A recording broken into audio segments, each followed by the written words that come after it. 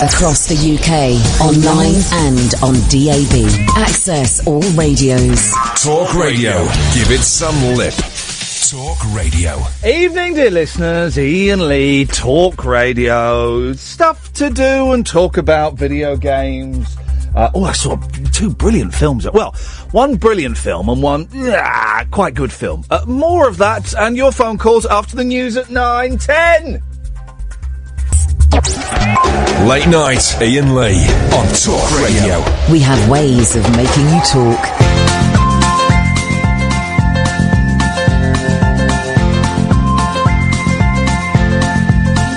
There's a voice that keeps on calling me. Down the road, it's where I'll always be.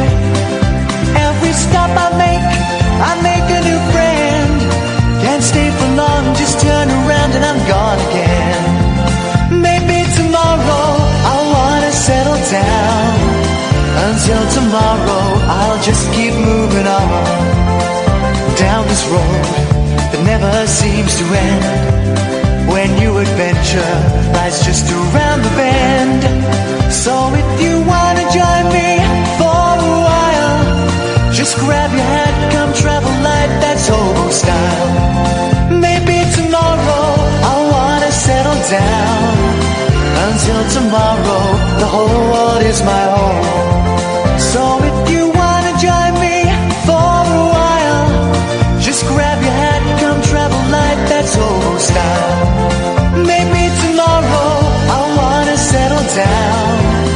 Until tomorrow, I'll just keep moving on.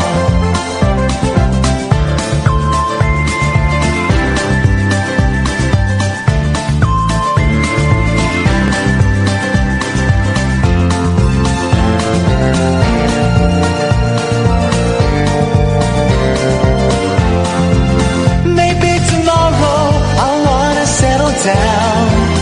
Until tomorrow, I'll just keep moving on. There's a world that's waiting to unfold. A brand new tale no one has ever told. We've journeyed far, but you know it won't be long. We're almost there and we paid our fare with a hobo song. Maybe tomorrow I'll wanna settle down. Until tomorrow, I'll just keep moving on. So if you wanna join me for a while, just grab your hat, come travel light, that's hobo style. Maybe tomorrow I'll find what I call home. Until tomorrow, you know I'm free to roll. Oh, so here's the thing, guys. I saw the most buzz ends. I saw two films at the weekend, right? One of them was a preview of Finding Dory. It was good. I laughed and I cried. 0844 499 1000 is the phone number. I laughed and I cried. It's the same story as Finding Nemo, but it's brilliantly done. It was the same story as Finding Nemo, but it was brilliantly done. No spoilers here, guys, but it ends happily, She's looking for her parents. Guess what happens? But it's beautifully done, and I laughed and I cried. And then that evening, I watched a film that I'd never heard of, right? And it's got an actor in who, I'm going to be honest, I've never rated Pierce Brosnan. I've never rated him. I used to quite like him when he was Remington Steele, wasn't he? Was that what he was, Remington Steele? I remember watching a few of those as a kid and enjoying that. I thought he was a Ponzi Bond. Quite Ponzi. Do you know what I mean? Just a bit snide. He was a snide Bond, I always thought. Just a little bit too coiffured. Is coiffured a word? Coiffured. How do you like your coiffure? Like my men, black and sugary with cream on them. Huh? So I've never liked Brosnan. Brosnan. I like Bronson. I don't even like him. 0844 499 1000. If you want to join in at any point, guys, you can. And, but I watched this film with Brosnan in, Pierce Brosnan in. And it's got, so one of my least favourite actors coupled up with one of my all-time favourite actors, Owen Wilson. I love Owen Wilson. I think Owen Wilson is the most underrated actor of a generation. There, I said it. And do you know what? I actually mean it. He's brilliant. I've always liked Owen Wilson. I've always found him hilarious. Hilarious and also heartbreaking. If you've ever seen The Royal Tenenbaums, have you seen that yet, Kath? I have to lend it to you. Oh, God. In The Royal Tenenbaums, Owen Wilson is just breathtaking. And then you go back a couple of films to the first film that him and that film director made, and they wrote it. I think he wrote Royal Tenenbaums as well. Bottle Rocket. He's brilliant, right? He's brilliant. And then he did some ropey films, and then he took too many drugs and tried to kill himself. So, you know, he's lived, and then once he tried to kill himself, he couldn't get a decent film part. He ended up doing things like Hall Pass and Marley and Me, Swarfiga, Swart Liver. I'm trying to read Catherine's lips, and I can't read what she's saying. It looks like Swarfiga, so I'm going to say... Shut up, man! Zoolander was before this suicide attempt, and Zoolander was brilliant! Zoolander 2 was pony, but Zoolander 1 was awesome. So he ended up, you know, doing a lot of rubbish films, which is sad. But then I watched this film on Saturday, and I wasn't expecting a lot from it. I'd started another film, and I thought, oh no, this isn't for me. And I was watching this film. It's called No Escape. No Escape, and it came out either last year or this year, right? And it was flipping brilliant. Oh, it was brilliant. And do you know that how I know it was a good film? Because I had nightmares about it. I had nightmares. It was abso-blooming-lutely relentless. Relentless! So, and there may be spoiler alerts. So what he does, right, is he takes his family to go and work abroad in Anonymousistan. You don't know what the country is. It's just like an Anonymousistan country, you know. The Afghanistan or something, I don't know. Bombistan, I don't know. It's an anonymous country, right, where they're a bit ethnic and it's all a little bit, ooh, aren't foreigners funny? And they're staying in a luxury hotel, right? But then he goes out shopping to buy a newspaper. Like the first day they're there. And he's looking at all this tut, like this, it's all tut abroad. It's all tut. He's looking at this tut in this market, and then he hears a noise, and he looks over behind him to the left, and there's about 500 coppers with riot shields. So, all right. Yeah. Looks the other way, and there's like about 500 dodge pots with like the old bandanas over their faces and rocks and Molotov cocktails and stuff. He thinks, oh, this looks awkward. And it turns out there's a coup going on. There's a coup. So it's timely. It's topical. And he runs off and he hides and he's about to approach a group of people. Then he sees that they've got a guy and this guy's going, I'm an American, let me go, I'm an American. And they throw him on the floor and shoot him in the head. Now, that's just the start of the film. It's all downhill for Owen Wilson from there. I genuinely think, right, I am the only person that has seen No Escape starring Owen Wilson and Pierce Brosnan. And Brosnan is brilliant in it. He's doing an accent. Can't quite work out what his accent is, but he's doing an accent. He's a little bit, because he's Irish in real life, isn't he? He's an Irishman. He's doing like a sort of Del Boy accent, but he's brilliant in it. I genuinely think I am the only person that has seen this film. 0844 499 1000. If anybody, and by the way, you can phone in about anything. I'm just going to sit here talking about this film for the next 3 hours. But if anybody has seen this film and can back up what I say, I'm going to say it. It is probably the best film I've seen this year. Can I go further? Can I raise the stakes on that statement? Yes, I think I can. It's one of the 5 best films I have ever seen in my life. Boom. But only... Oh, wait, 444991000. But only because it's so bleak. It's unrelenting. Just when you think all the bleakness has been used up, there's more bleak. The bit, spoiler alert, they're hiding on top of a hotel roof, right? Waiting for help to come. It ain't gonna come. You're in Dodge-Pottistan. And, there's a bloke comes out and he starts shooting everybody in the head. Right, and it's Owen Wilson, his wife, and his 2 kids, and he's going, bum, we got to get out of this. And he sees a roof, a little bit, about a few foot away and on down. He says to his wife, right, you're going to jump over there, I'm going to throw the kids over. Oh, she goes, I'm not doing that. He says, you've got to do it, because otherwise they're going to shoot us all in the head. They're going to shoot the kids in the head. She goes, I'm not doing that. He says, just do it. And they do it, and flipping heck, man, it's so upsetting. He gets the girls, and they go, I don't want to do it. He's going, I'm not going to do it. I'm not going to. Oh, and then lobs are over. It is. And that's not even the tensest part.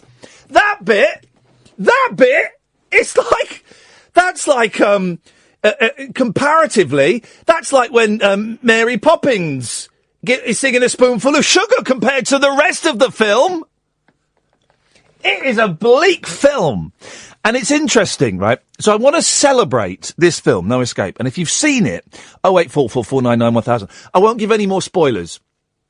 Okay? And what I've just told you happens quite early on in the film, so there's plenty to see. But we've done this before. We've played with this before. This is going to be a show of 2 completely different opposing halves. And I'm building up to the second half. Okay, and I've been thinking about the second half all weekend, and I can't think of a good way to phrase it.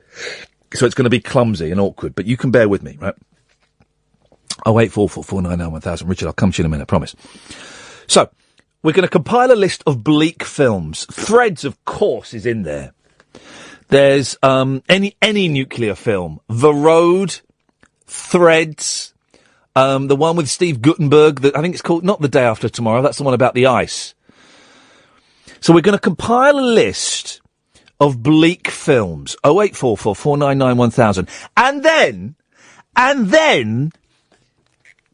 I've got the yin to that yang. Bear with me, I'll come to you after this. Right, I've been thinking about this question all weekend, right, because there is a lyric in a song, which is Imani Coppola, who I'm obsessed with. We're interviewing her tomorrow, touch wood. We were supposed to interview her last week, that was awkward. That was awkward. Hi, Imani, it's Iain Lee. Who?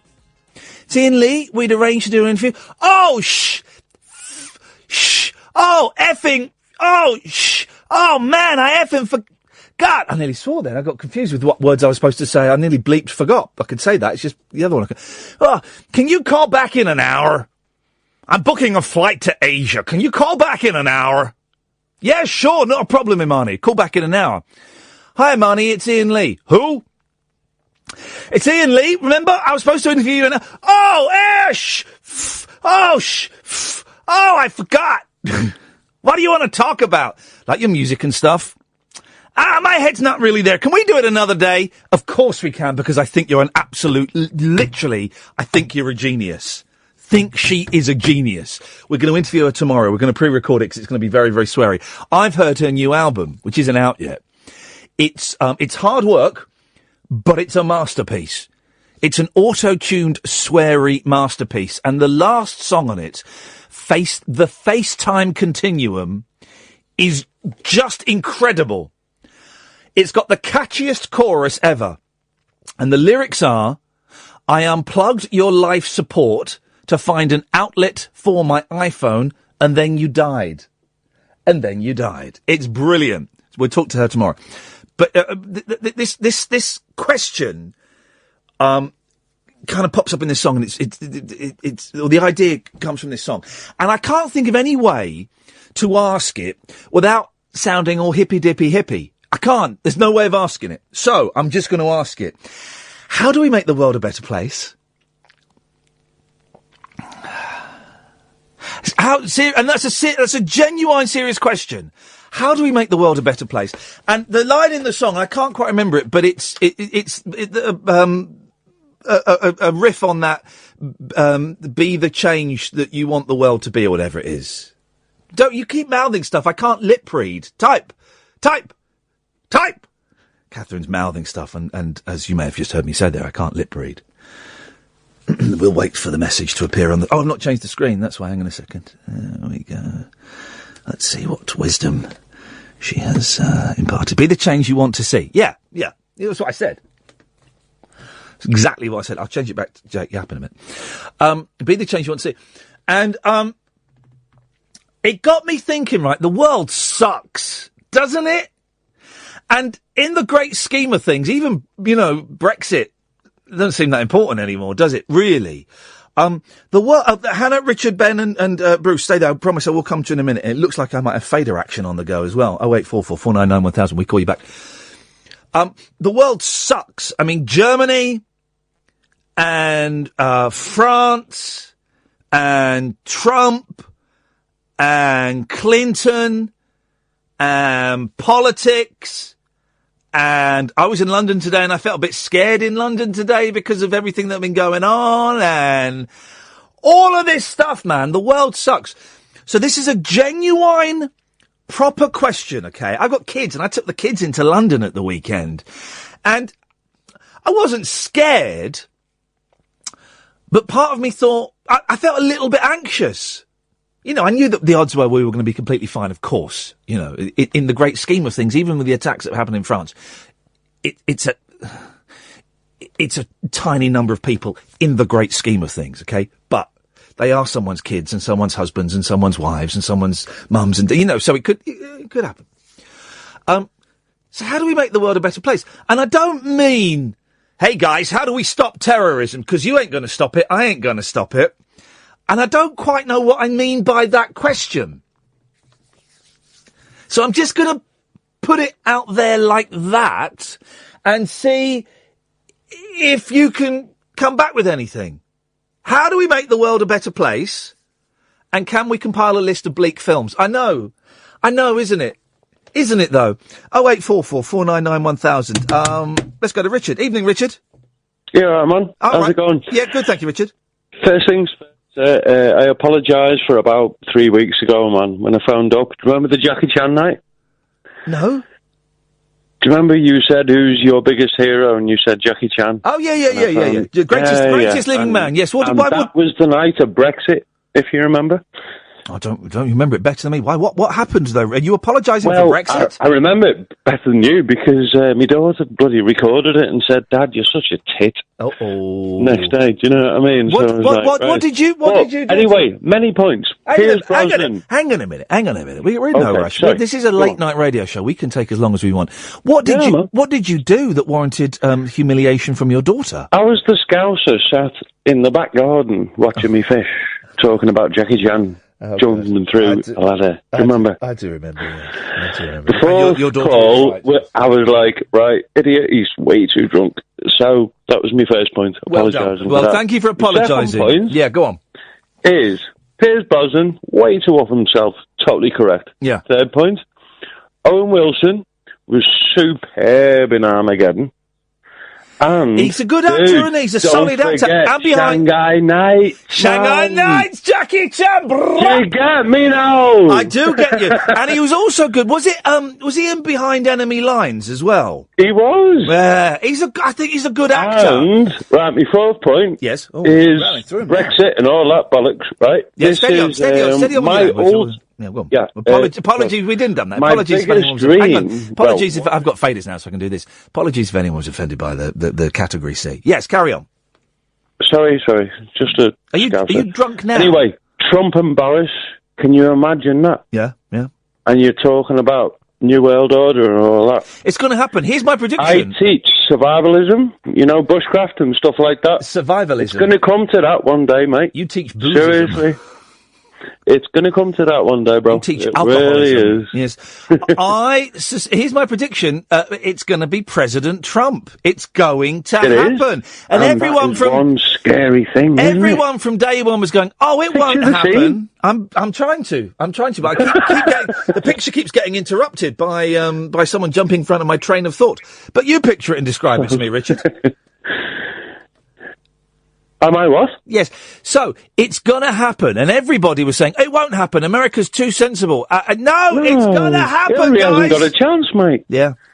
Hillary hasn't got a chance, and that is gonna be one frightening thing when a dude like that is in charge of the big red button. Yeah. Simple as. Yeah. That's all. The only point I've got to make, I don't want to really annoy you tonight, because I could talk to you on Too late for that, Richard, but thank you very much indeed. Always appreciative when callers phone up to apologise for being tits. Ipsnay on the bad language, though, guys. Just hold back a little bit. 0844 499 1000. It's all on me. I've been a little bit free and easy with some of the swears on here, and I just want to kind of back away from that a little bit if we can. Bruce is on the line. Evening, Bruce. Hip, hip, hip. Hip, hip, hip, Bruce. How are we doing, sir? I'm good, thank you, mate. What you got for us? Good. Well, first of all, you want to make the world a better place. Yeah, I do. I had a mantra tonight. Oh, yeah. From Gary Marshall, who just died. Oh, Gary Marshall, the creator of Happy Days, yes! Hey! His mantra, and this is something that he regularly told people, was what he lived by, yes, was, it's nice to be important, but it's more important to be nice. See, now, okay. But how does that? And I'm gonna be picky with these, Bruce. I'm not having a go at you. I'm gonna be picky. No. But how does that make? That doesn't make the world a better place, though. It's a nice thing to say, and it's a cute thing to say. It's like those posters of a cat that hanging onto a branch, and it says "Hang on." Or my friend Scott Balcony is brilliant. If ever I say something that is quite pretentious, he will get the quote and put it next to a silhouette of an American Indian. Looking out at the sun setting. He'll put the quote on next to it like one of those posters. He does that quite a lot, and I find it very entertaining. But that doesn't make the world a better... I get what it means, and I get what you mean with it.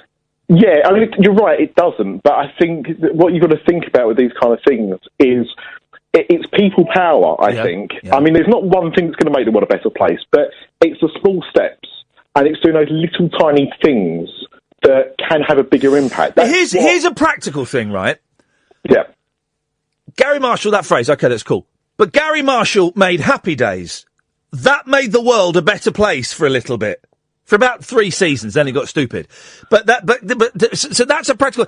Here's a thing, right? Funnily enough, we've got a guy coming on tomorrow, Rick Sapphire, who's a friend of Jerry Lewis, who I'm obsessed with at the moment. We've also got Jerry Lewis's biographer coming on in a week or two. And Rick Sapphire, and I was looking at all these pictures of all these famous people he knows, and he is friends with Potsy Weber and Ralph Mouth. And there's a picture of them now, and boy, oh boy, those guys look old. Did you know John Lennon was a huge fan of Happy Days? Google this, right? There is a picture of John Lennon on the set of Happy Days, hanging out with Richie Cunningham and the Fonz. And everybody's face. The Fonz is so happy because he stood next to John Lennon, and John Lennon is so happy because he stood next to the Fonz. It's such a charming photograph. Have you got it, Kath? Isn't it brilliant? Everyone is so pleased. A Beatle meeting the Fonz. And let's not forget as well that Happy Days gave us Jump the Shark. Yeah, exactly. Exactly. Yeah. You also mentioned Pierce Brosnan. Yeah. And also kind of like depressing, not depressing films, but. And what was the phrase? Bleak. Bleak films. So first of all, Pierce Brosnan. Have you ever seen the clip of his amazing acting in the film Taffin? No, what? Taffin?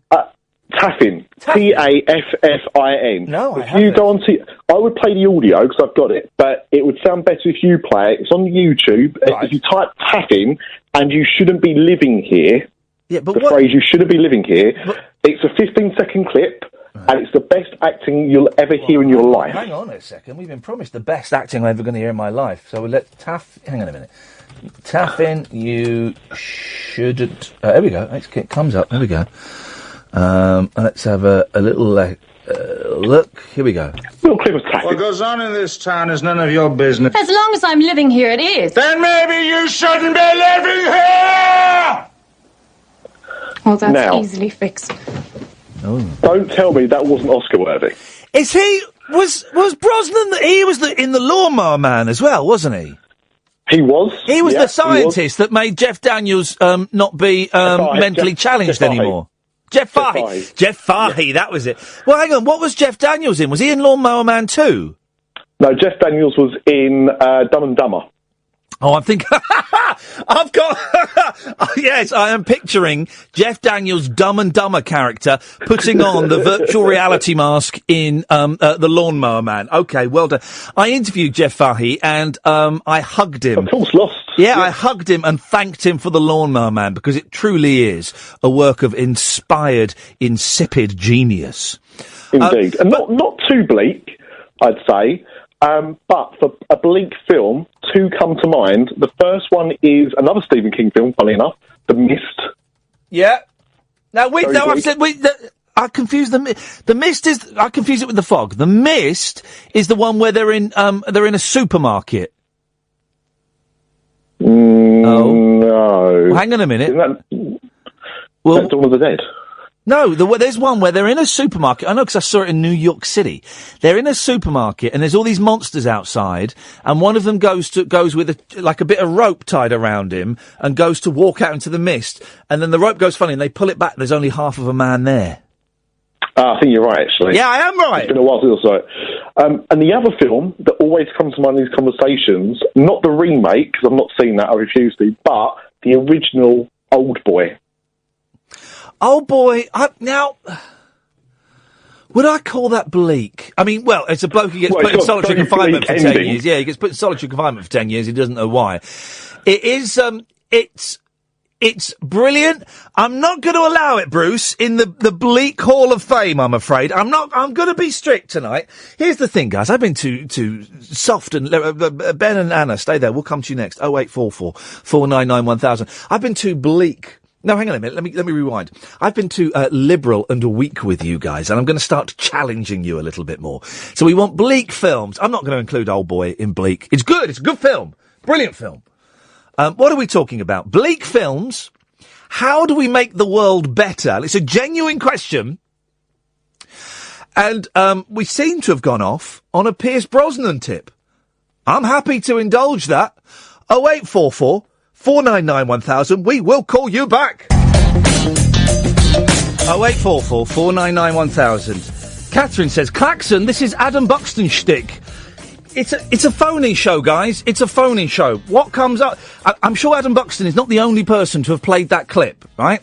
People phone in with stuff. I can't vet all of it and go, right, can you provide sources for your material, please? Because, well, I happen to have it on good authority from someone on Twitter that you've plagiarised this. All right, so that's tough. And Sally says, will you please stop shouting? It's a late night show, not a breakfast show. We're trying to relax and settle down. #headache. Jog on! Jog on, Sally! My show, my rules. If you want a quiet show, go and listen to LBC Love or 5 Live, alright? That's not what you're gonna get here. We'll be quiet a bit later on and then we'll be noisy again, alright? At the moment, we're being noisy. You may think a late night show is meant to be nice and soft and relaxing, and we're gonna talk about immigrants and old sweets from the 70s, and I'd really like it if you could give us a call, because I really want to hear your thoughts on what did you think of the story about Russia and the Olympics, and do you think that Russia should be booted out of the Olympics, and do you think that man should lose his knighthood for being a bit of an arse and stuff like that? That's not this show, Sally. I'm really sorry. If you don't like it, that is tough. Go and listen to lbc.co.uk. There you go. I've even given you the website. I'm just saying, what I'm doing is I'm urinating in the corners of the garden. I am marking my territory. This is my territory, okay? I know what I'm doing. Every now and then I get a little bit lost and end up in someone else's gardens. But tonight I'm in my garden and I know exactly what I'm doing. Tonight I'm at the peak of my powers. 0844 499 1000. Ben's on the line. Evening, Ben. Knowing me, Ben. Knowing you, Iain Lee. Aha! Yes, Ben, you're obsessed with thinking this is something like Alan Partridge. I have a complaint, Ian. I have a complaint. No, but I have a complaint. You claim I have that a you're complaint. Not... Okay, it's your turn to speak. This show is nothing like Alan Partridge, and it's actually it's actually quite insulting for you to keep saying that. He says wearing the Bayer white headphones that Alan Partridge always wore. You're wearing the Bayers, Ian. Well, but no one can see that I'm wearing the headphones apart from 82 people on Periscope. You come up with topics, like, for example, tonight you're talking about how can we make the world a better place. That's just what Alan Partridge would come up with. Well, no, but the thing is, I actually mean it. Look, I'm a huge fan of yours, Ian. Yeah, but I'm going off you quite a lot, because that's quite insulting to say that. Well, if I have insulted you, Ian, let me say I want to apologise now, because I followed you for 20 years, and I haven't been doing this. I've been doing this for about 16 years. So for 4 of those years, you were just following a man. Anyway. But listen, and I don't want to dwell on it too much, but do you see my point? By comparing me to a brilliant comic creation, but one that is purposefully awful and lame, do you not see that that's an insult? I'm getting quite scared now, Ian, and I'd like to say that I now see exactly what your point is, and I want to retract what I said last time. I want to retract it. Okay, but do you I don't think... But do you see why that would be an insult? And why that is hurtful to me? Yes, because he is a comic creation, whereas you are doing a serious show. I think, is that what I'm supposed to say? No, Ben, you're not supposed to say that. I want to make nice. Ben, like Natalie Maines. Ben, you're supposed to say what you want to say, and if that's what you want to say, then fine. But I don't think that is what you want to say. I just love the show. I think it's great. The callers are great. I don't like Stephen Murdoch. I found him a little bit edgy, and that thing about the floppy I found a bit offensive. Yes, that was a ridiculous waste of everyone's time, people phoning in and winding him up. And Stephen Murdoch of Kilkenny Productions, I mean, you know, I wouldn't hire them. Kilkenny Solutions. He's a loose cannon. Well, you know, and you're not. Listen, I'll tell you who's a good actor. Yeah. Timothy Dalton, he's my favourite Bond. I had a crush on him when I was growing up. Went to see him at 8 years old, and I fell in love with him. Not in a sexual way. Oh, here we go. Hang on a second. Sally Waters, jog on. Yeah? Just remember who keeps you in a show. Radar figures out soon. Keep your voice down. It's 10:35 p.m. Oh, and cut down on the caffeine. Hey, Sally, you don't keep me in a show. My boss Denny does, right? So why don't you go and listen to something else, you fruitcake? This show isn't for you, right? It's obviously not for you. So go and listen to something else. I'm not changing my act from someone who's just moved from St Albans in Hertfordshire, loves Bill's restaurant, dance and chill out music. I've just got that from a bio. I'm not gonna change my act for you, Sally Waters. At all. So jog on. It isn't for you. Go and fight. Go and listen to BBC London. You'd love that because it's as bland as anything. All right, you'll love that. Right, I know. Ben. I agree with you so much. I can't stand this bland radio where they talk about, you know, the war in Iraq and let's phone in about Brexit. Yes. What you do is so fresh. You know, it's so fresh and on the pulse. Well. Listen, I've got a film to recommend. A wonderful a cheer-up film. A cheer-up film? A cheer-up film. You're going to love it. Summer Rental with John Candy. I don't know that John Candy movie. Is that like John Candy is a wonderful, the late John Candy. Jack Chester is a stressed air traffic controller who takes his family on a beach vacation and it all goes horribly wrong. With hilarious consequences. Yeah, you took it out of my mouth. With hilarious consequences and a real twist at the end. Well, it sounds hilarious, Ben, but I think I'm busy then. Thanks very much indeed. 0844 499 1000 is the telephone number if you want to give us a call. Let's have a quick break, then we'll go to Anna and Alan and Craig. 0844 499 1000. So, Bleak Films, Pierce Brosnan. Has anybody seen the film No Escape? Am I the only person that's ever seen this film? It's brilliant. It's brilliant, and it kind of just seems to have snuck out without anybody knowing anything about it. I've blocked her now, silly sausage on Twitter. Some people, if you look at her Twitter feed, it's just having a pop at people. It's all complaints. It's really, really simple, guys. If you don't like the show, she's complaining her speakers were distorting. Well, you got crap stereo. That's fine. I can't fix that. This is the show. The show is me, right? The show is me. Sorry, guys, but it is. And you either love that or you hate that.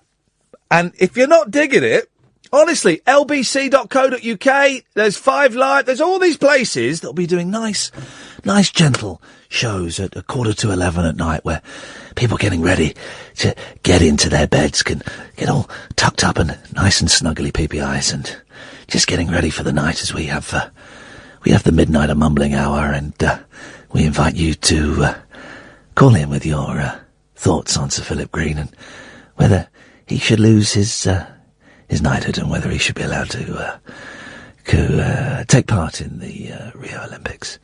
We'll be taking your calls throughout the evening. Do that show. It's easy. It's a piece of cake. It's not what this show is. You know, on the days I'm excited, I'm excited. The days I'm not excited, I'm not excited. You know, and it's down and it's up and it's down. Anna. Beep, beep, beep. What? Beep, beep, beep. Say hello to Alan. Hey, beep, beep. Oh. I tell you what, let's try it. For that grumpy person on Twitter, let's try it, right? So for the next 5 minutes, let's do a nice, soft, gentle show where we take things nice and easy and we have a little friendly discussion. Anna, what have you called in for this evening, Anna? My bottom is very bitter now. Your bottom is very bitter? Yes, better. You've got a better bottom. Yes. That's great news. That's great news, isn't it, Alan? Yeah. Excellent. Are you alright, Alan? Not really, no. Why? Me mum's back in hospital. Oh no, what's wrong? Pneumonia. Oh, you're joking. No, I'm not. When'd she go back in, Alan? She went back in yesterday. Oh, mate, I'm sorry. How's she doing? Bearing up. Yeah. At least they can treat it with antibiotics. Yeah, she's in the best place. Where? How long has she been? When did she come out of hospital? About 3 weeks ago. I think it was end of May, wasn't it? God blimey! When the time gone quickly. You're right, because it was about the same time as my mum, a bit before. And was she all right? Was she on the mend? Yeah. She was getting better slowly, but this weekend just gone, she lost all the strength in her legs and her feet. Oh, bless her. I'm sorry to hear that, mate. I'm a bit down tonight. I want to talk about James Bond going on about Pierce Brosnan. Yeah, let's talk about James Bond. I've not mentioned the original and the best Bond of all, Sean Connery. No, I don't buy this Connery stuff. I do not buy it. Have you ever seen Dr. No? I've seen bits of Connery films. I cannot sit through a whole Sean Connery, James Bond. I find them tedious and slow. And the awful special effects when he's driving a car and it's obviously a projection behind him. What, the Aston Martin DB5? Yeah, but it doesn't matter what car. It doesn't matter what car he's in. It's boring. Daniel Craig for me. Did you watch Quantum of Solace yesterday? Did we watch what? Quantum of Solace? No, Quantum of Solace. No. It was on the telly last night. No, I don't really watch. Oh yeah, it was on Talking to Lady Cadonk. Oh, sorry, you were talking to Lady Cadonk. Away you go. Go on. Did you see Quantum of Solace last night? I saw a bit of it, yeah. I saw it in the cinema. Not one of my favourite Bond films. Do you sit at the back or the front? That is a brilliant question. Let's wait out there the topic. I like to, cause when I'm with the children, I like an aisle seat, because you have to get up and go for a wee about 2 or 3 times in a movie. So, we like the aisle seats. About midway in the aisle seats, but as long as the aisle's kind of in the middle, really. I would never sit at the front. I sat at the front once to watch the Dad's Army film, and it gave me a migraine. What, is that the original or the new version? That was the new version. With me, when I went to see Ghostbusters, I sat in the middle of the cinema. You sat in the middle of the cinema? No, I sat down in the middle. That's not what You sat. Steady. I was sitting down in the middle. Yes. What, on the floor? No, on the chair. Aha. Yeah, I'm kind of a middle kind of guy. That's where I like to go, yeah. See, Sarah, this is something you can put up with. Why complain? You'll enjoy it. I don't know what I'd enjoy. I really struggled to hear what you said there. Where do you sit, Anna? I like to sit halfway up, but in the middle of the aisle, if that makes sense. The inside. Supposing strange people, and by strange I mean people you don't know, come and sit next to you. No, but next to the stairs, as you go up to the stairs? In the middle bit. There are stairs? As you go up the stairs. What is this cavernous... I don't think I've ever been in a cinema with stairs. As they go up, in the middle of the cinema. Aren't cinemas flat? Oh, no, when we saw 50 Shades of Grey, we had to go upstairs. All right, remember this is in Kettering. Yeah, Hey, I'm doing a gig in St Albans. I'm doing a gig in St Albans in November. I know, I saw your message on Facebook. Yeah. When are you going to do one in Birmingham? Never. I want front seats. Well, I thought you wanted middle seats up the stairs.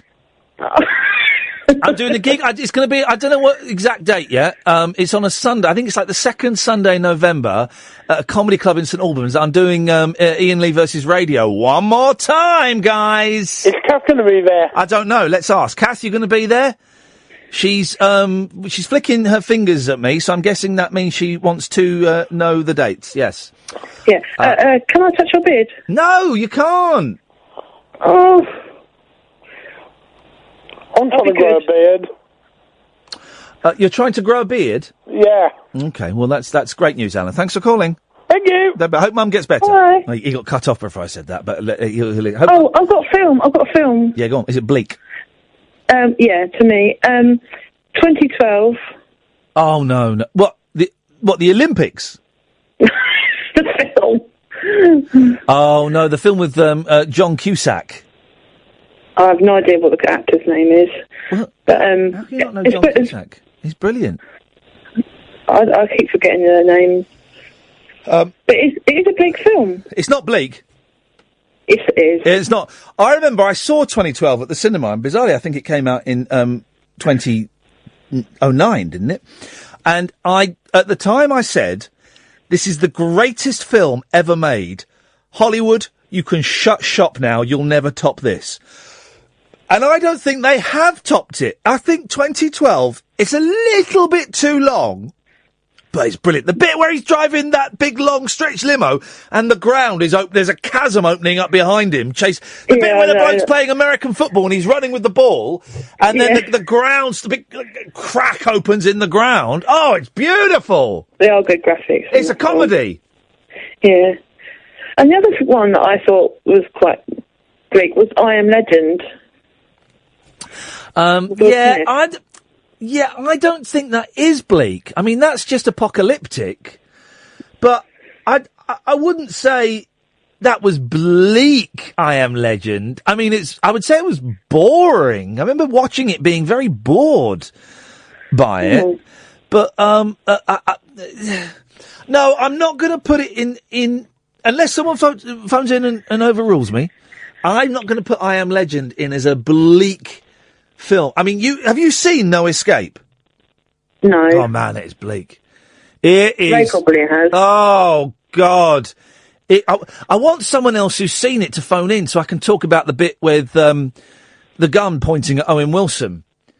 I want to talk about that bit, but I don't want to spoil it for you. So I want someone to phone up so I can talk in code about it. Oh, well, I'll ask Ray if he's seen it. If he has, I'll get him to phone up. Get Ray to phone up and tell us about No Escape, for crying out loud. Okay, then. And if he hasn't, if he could start watching it now, and it'll be finished just before the end of the show, and we can, do the last 10 minutes talking about it. Okay. Is that all right? All right, then. Thank you, Lady Kadonk. Thank you very much. 0844 499 1000 is the telephone number. I allowed myself to did you notice that? I allowed myself to get sucked in. What's the venue I'm doing this gig in? Because people are asking. Maybe it isn't St Albans. I thought it was St Albans. Hang on a minute.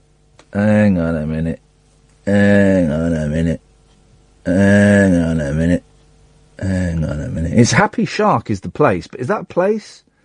Oh, it's in Luton. Oh no. It's at the Horn in St Albans, at the Horn. You know it? They got at the Horn I'm doing it, on the second Sunday in November. The tickets aren't on sale yet. I'll let you know when they are. Did you see I allowed myself? And I've been doing so well. Here we go. Make the world a better place. Me staying off Twitter. It's made my life a better place, and by association, it's made my children's lives better, because I'm slightly less anxious and angry. And full of self-loathing. Just ever so slightly. The self-loathing has gone from like an 11 down to about a 9.5, right? And then I just allow myself to get sucked into it. I've been off Twitter pretty much about a week, just under a week. I've deleted it from my phone, although I can still kind of access it sometimes on the internet on my phone, but it's a bit patchy. And I've not been engaging with people, deliberately not been engaging with people, apart from when Kathy Burke tweeted me, and then I tweeted her, because we've got blue ticks. You'll all have blue ticks soon.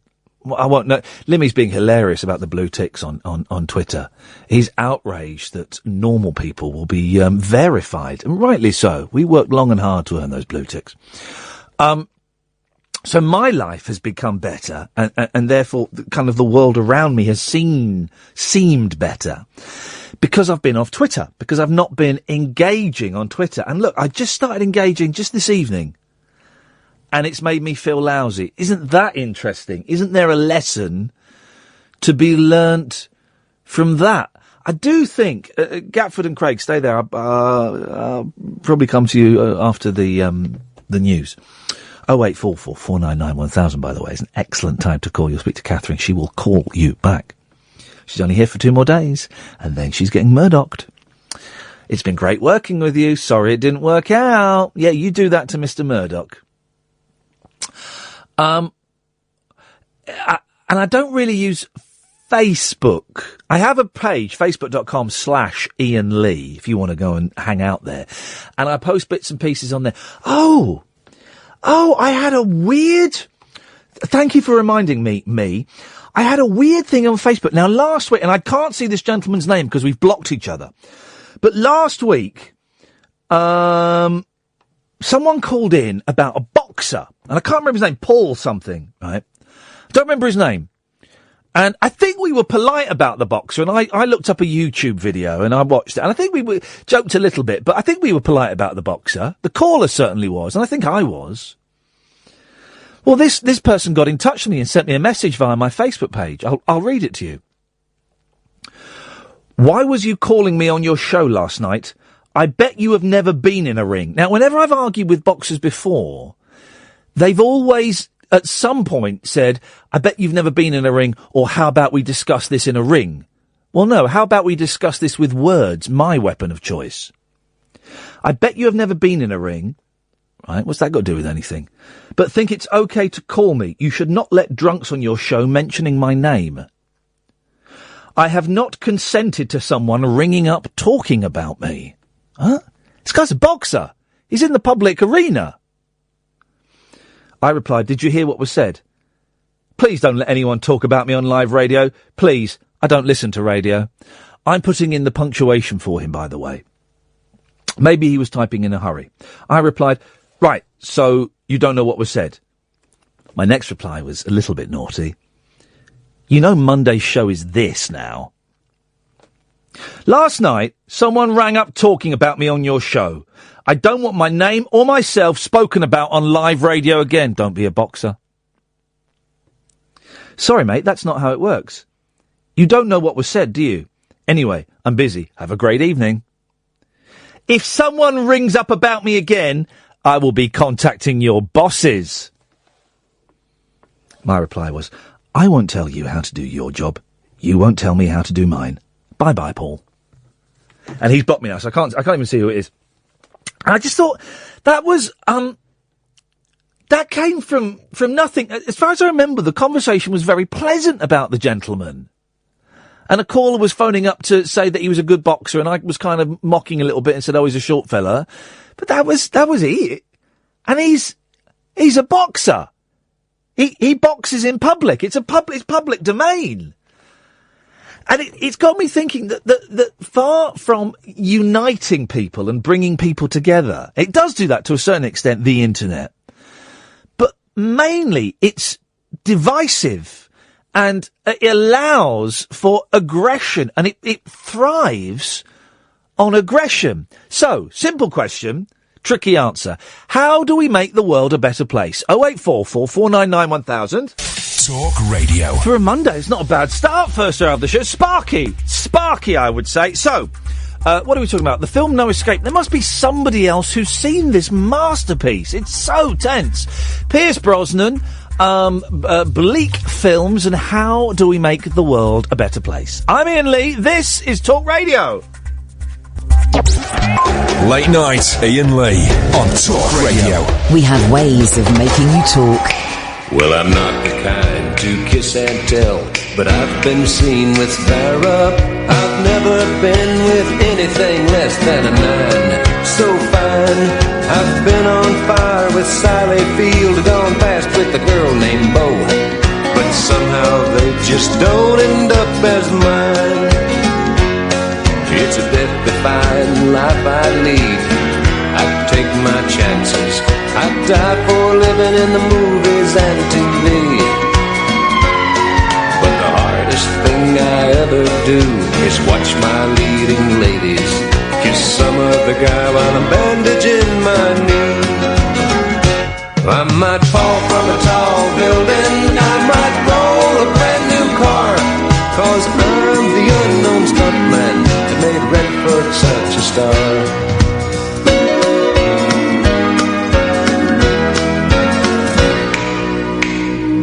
I've never spent much time in school, but I've taught ladies plenty. It's true, I hire my body out for pay. Hey, hey, I've gotten burned over Cheryl Teague's, blown up for Raquel Welch. But when I wind up in the hay, it's only hay. Hey, hey, I might jump an open drawbridge or Tarzan from a vine, 'cause I'm the unknown stuntman that makes Eastwood look so fine.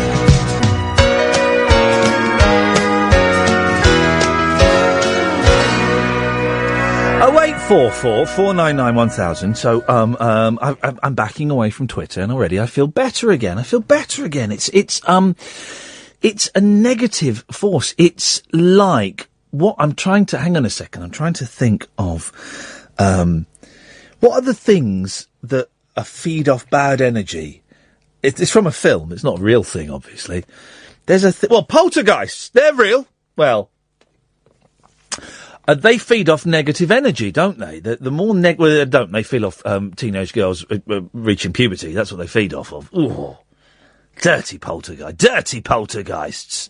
The poltergeists are in many ways the Jimmy Savile of the ghost world. Thoroughly unpleasant. There's some creature in some film that feeds off negative energy, and that's what the internet is. I think like. I think if you were to unplug the internet, there would be enough bile within it to fuel it for the next 200 years. And I feel better when I step away from it. Isn't it interesting? So, that's how I make myself feel better, and how in many ways, I make the world a little bit better, because it's better for my kids, it's better for my work colleagues, because I'm less miserable, and it's better for Twitter, because I'm not going on there effing and jeffing all the time, which I do. But how do we, and this is a genuine question, I know it sounds soft, I know it sounds partridge, and I know it sounds hippy-dippy, right? But you hear about that thing in Japan, and, you know, there's been 4 attacks in Bavaria in, like, the last month or something, and France, and it will happen in London, guys, it will happen in London, right? And Donald Trump, and it turns out Hillary Clinton, who's our best shot, is also a dodge pot, and you know, Boris Johnson and Theresa May and Corbyn, everything is screwed, man. Everything is screwed. The world at the moment is a bleak place. Up until a few years ago, I would quite confidently say that the world was getting better, that it was the safest it had been, it was the best it had been, it was improving. And I can't honestly say that now. And I've got kids, and I want to be able to say that, but I can't. So, right, and there is no clever way of asking this question. So the question is, how do we make the world a better place? Simple as that. But it's tricky. 0844 499 1000 is the telephone number as well. And we're talking about Pierce Brosnan and the film No Escape and all kinds of bits and pieces. Gatford, Simon, stay there. Let's go to Craig. Evening, Craig. Hey, Ian, how are you? I'm all right, thank you, Craig. What you got for us? Hey, hang on a second. I'm wearing shorts. Oh, dear. I've been meaning to say this all last week and this week. Look, I'm wearing shorts. I never wear... That's how hot it is. I'm actually wearing shorts. And I never wear shorts in public. Even when I go abroad to Greece, I tend not to wear shorts. I'll wear swimmers in the sea, but then I'll wear, like, linen trousers. Occasionally I'll wear shorts, but I tend to wear linen trousers.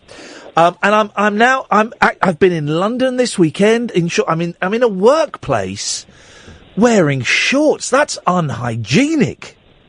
Well, if you'd been in a school, they would have said you couldn't and you have to wear a skirt. They would make me wear a skirt. What? So I'm wearing shorts, and lucky you on the Periscope, you got to see a rare glimpse of my horrible legs. What you got for us, Craig? 3 films that are bleak, but I love them. Yep. And the third one leads to a question. First film, Invasion of the Body Snatchers, the 1978 one. Oh, now, yeah, that is bleak. Leonard Nimoy and Donald Sutherland and Jeff Goldblum. It is an absolute masterpiece.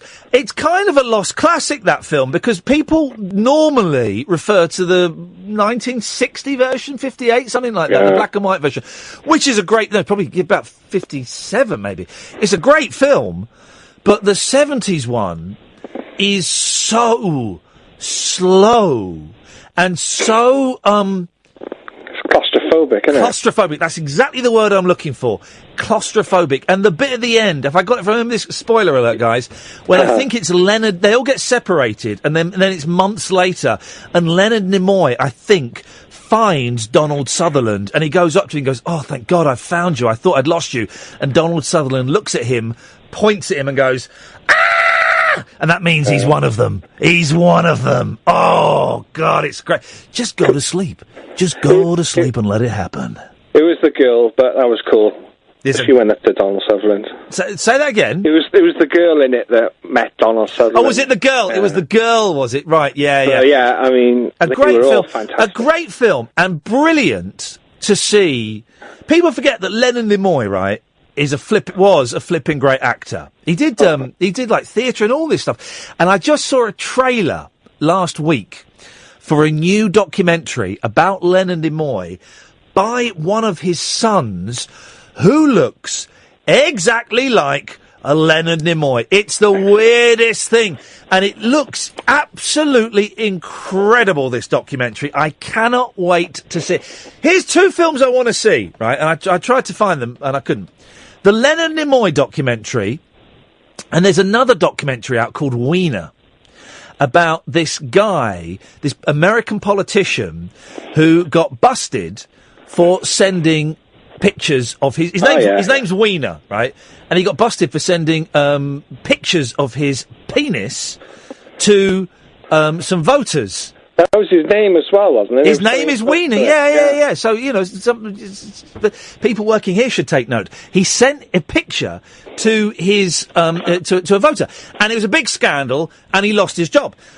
And the film is following him, I think, as he's trying to rebuild his career, and I think he's running for the mayor of New York, right? And apparently he's a very arrogant man, right?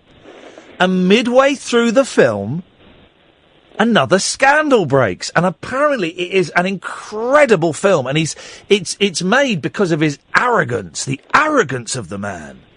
So that's what I want to look forward to. Go on, you had 2 more films. Sorry, Craig, go on. 12 Monkeys. No, that's not bleak. That's not bleak. No? Well, doesn't... Because I've argued about 12 Monkeys with people, right? Yeah. And I have been convinced that in 12 Monkeys, he saves the world. Well, no, because he's the kid in the airport. Yeah. That sees the guy going on the plane with the virus, so nothing's changed. Yeah, no, but I thought, because also at the airport is the woman from the future. And someone explained it to me that they'd managed to work out his messages and the woman from the future went back to save the world, and so the world was saved. Well, no, there's a TV series, which we'll ignore, but in the film, all the messages from the future are actually is the girl that's with him, and she's like messing about, talking about the 12 monkeys. Right. So they think that the 12 monkeys released the virus, and they're this terrorist group, but they're nothing to do with it. Yeah, well, no, I know, I remember. Yeah. But I thought that someone's just posted me the picture of Donald Sutherland pointing and doing the noise. It's a great picture. Oh yeah, it's a great picture. That's what I thought, but then someone explained it to me that no, actually he'd gone back and the message had got through, and they'd. Well, I love it, so I will watch it again, thinking that. Because is the series no good then? Yeah, it's brilliant. Oh, is it? But the series is more like a Terminator story. Okay. About going back and changing things all the time. Yeah. You know, like in Terminator, the argument is, why doesn't Skynet go back before the thing that happened in the film? Yeah. So, in the TV series, they keep trying to fix things that happen because of they fixing things. Right, okay. It's good. Okay. But the last film, Rosemary's Baby. Yeah, now we've got it. You've got it. You've got it totally. That is bleak. That is, directed by, famous... Well, that's the question. Child Can rapist. I still like it? Well, yeah. Because of Polanski. Roman Polanski, drugged and had sex with, I think she was 13 or was she 15? Yeah. I think she was 13. Catherine's going to find the facts for me. And he didn't just have sex with her. You've seen Jack Nicholson's house on that. 13. It was Jack Nicholson's house, I think, or Art Garfunkel. Jack Nicholson's. I'm going to say it because it's a late night radio show. He drugged her and sodomised her.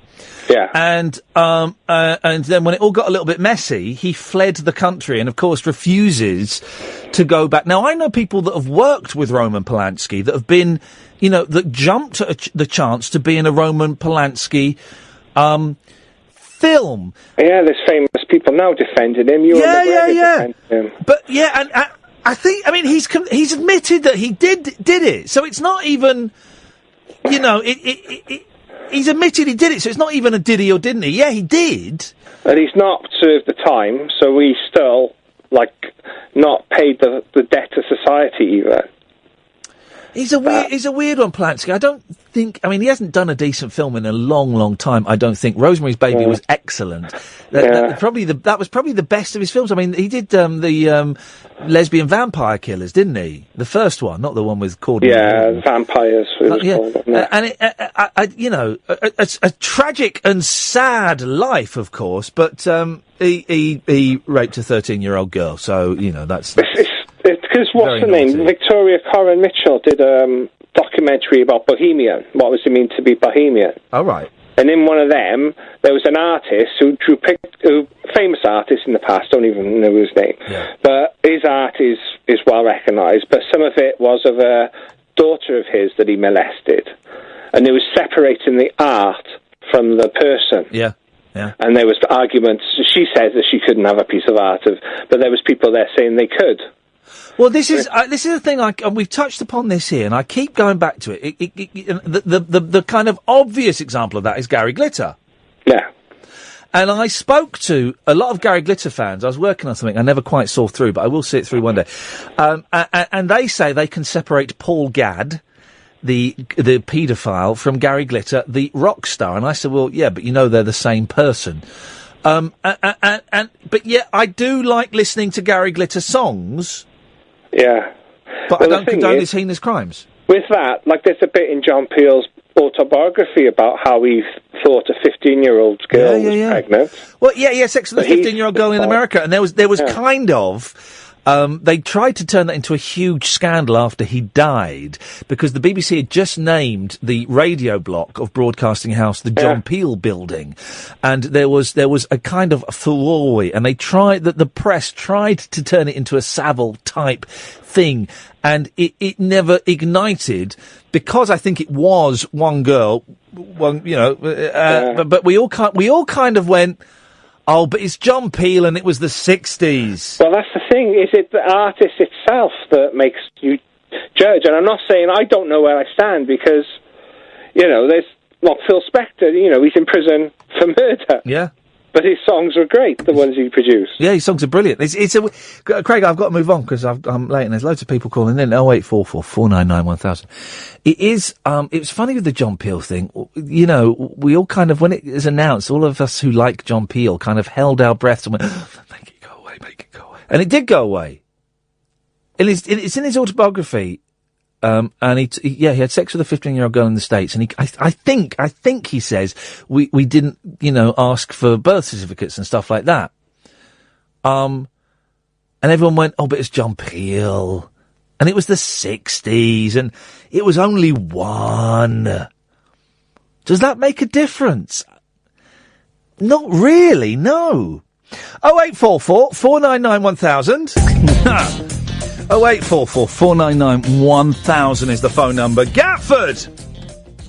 You're frisky tonight, boss. Feeling a little bit frisky. It's because I've got shorts on, because I've not had much sleep and I won't get much sleep tonight, and, got some bad news. Bad news. So, right. I bought on eBay. Mm-hmm. My name is eBay. I bought on eBay a reel-to-reel tape player, 20 quid plus 10 quid postage, 30 quid total. I bought a load of tapes to play on it. Before you received the reel-to-reel tape player? Yes, sir. Yes, sir. I think I know where this is going. Well, it said the tape player, the reel-to-reel recorder works. Seems to work. Is worded very cleverly. Seems to work. Would be good for an enthusiast. In other words, someone who could put it back together. Yes. Yeah. I had. I'll be honest, right? The kids were at, my wife was working on Saturday night, and the kids were at the. It was last night. And the kids were at my their grandparents. I had the house to myself. And I had 2.5 delightful yet frustrating hours trying to get this bloody thing to work, right? And I managed to hear Beg, Steal or Borrow by, I think, the New Seekers. Let's say that, yeah. But it was very faint. It was all very, very quiet. And then I could only get one tape to play. The other tapes, it would play backwards. And I spent hours trying to work it out. And then I Googled it. And basically, the tapes I had, I think, like 4-track. But this tape player can only play 2-track. Or the tapes are double-sided and this tape player can only play one, single-sided tapes. So basically, it was playing the forwards and the backwards at the same time, creating a mess. And also, it was playing it very, very quietly.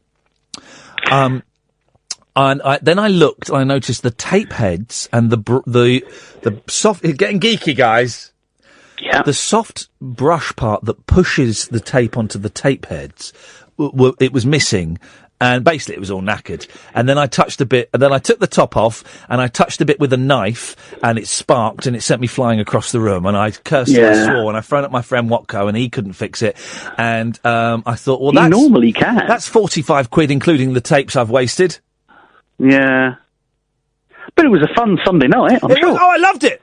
Yeah. I absolutely loved it, and I'm gutted. Now, what I must not do, two things I must not do. I must not take that tape machine into a place to get it repaired because it will cost me a fortune. I must not buy another tape machine. But I'm just going to have a quick look. No! Just delete eBay off your phone like Twitter. I can't. You can. Come on. I can't. Do it with me. Anyway, see, that's now, herein comes part of my solution for world something. Yes, make the world a better place. Well, there is no one thing that you can do. Let's all admit that. There's no magic bullet. Yes. Okay, but there are several things. And it comes down to whether you want a level of control over things or whether you want freedom over things. Right. If you want a level of control, everybody only gets 2 hours on the internet a day. Yes. Do with it what you want. Say that again, because I wasn't actually listening. Okay. Everybody only gets 2 hours of the internet every day. That seems quite a lot. Mate, I'm open to changing the parameters, But if you limit the amount of the internet... 15 minutes. Fine. And you split it. Well, you do it how you want to do it. If you do 7.5 minutes in the morning to check your emails and your Facebook, 7.5 minutes at night to check your emails and your Facebook. I'm talking personal work. Flip it, mate. Right. So apart from the 9 hours you're at work, you're only allowed 15 minutes on the internet. Are you nuts? That can be monitored, can't it? Because legally, employers can say, no, you mustn't go on Facebook and Twitter, else we're going to fire you. So, the sword of Damocles hangs over. That all bosses never use a work computer, right, for anything naughty. Because all work bosses, if they've got any sense at all, have got the intranet connected up to their computer, so they can go, Gatford's been on that computer a long time. Let's have a look. Oh, look, Have you been talking to him? He's on Just Eat and he's ordering more food. Right. Oh, Catherine's been on that. Whoa. Yeah? You got the history there. What's going on? Catherine's been on the internet a long time. I'm going to have a look. Oh, she's looking at shoe porn. Men riding shoes with their phalluses. Look, Id's been on the internet for a long time. Oh, he's doing his work. What bumlick. We're going to fire him first. We're in a massive bumlick. Look, he's editing and doing promotion for the station. We won't have that. So that's why I've got a laptop. You see, so I've got a laptop. Untraceable. Anyway, so this is the thing. You can either go to a level of control, or you go to a level of freedom. I think you can't. We're sitting in the middle, aren't we? We're sitting in the middle of the idea. We're saying, you can do this and you can do that because you want your freedom, but you want to be controlled. Right. So you've got to make that decision. So either, and this is controversial, you blow up all the terrorists, or you have to engage and find out what causes the problems. I want to blow them up.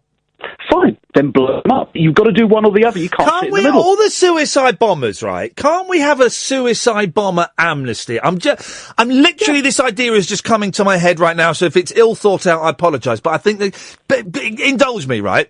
So we say to all the suicide bombers, right, listen, we're all going to have a big get-together on, let's say, this Wednesday at 11 o'clock.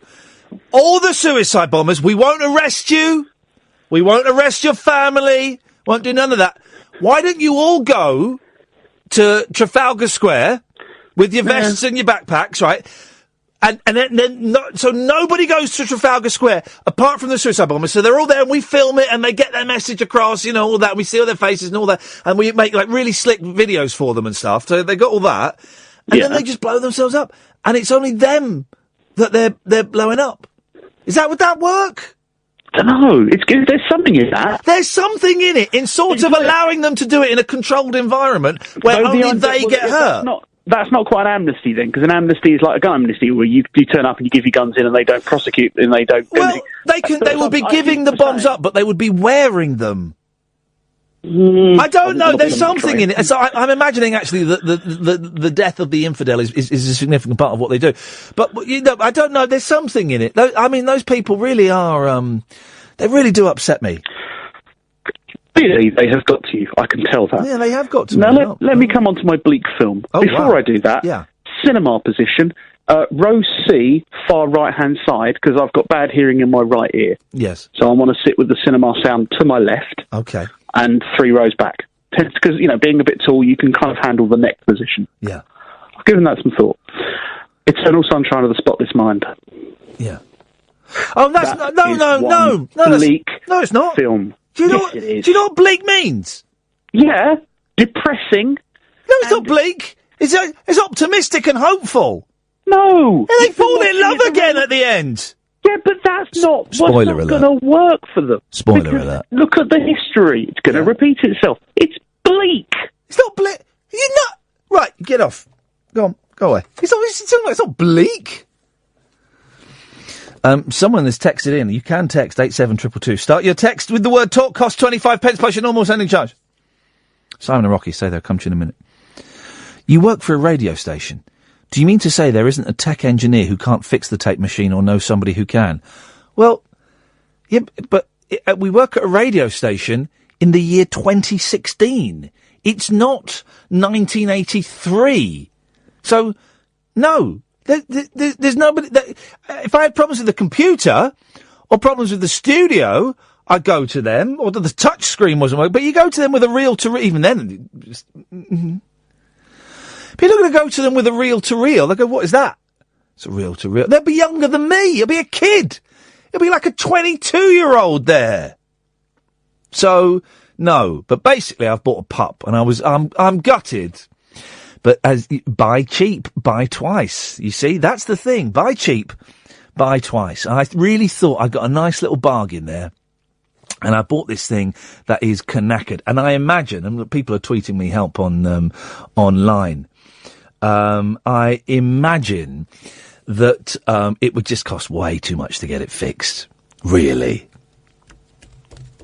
Tempted to buy another one. Must not buy another one. I've just been forced to buy a new car, which I dented. Dented my new car 2 days after getting it. I dented it. What a plum. 0844, etc., etc., etc. Are paedophiles infidels? Are they infidels?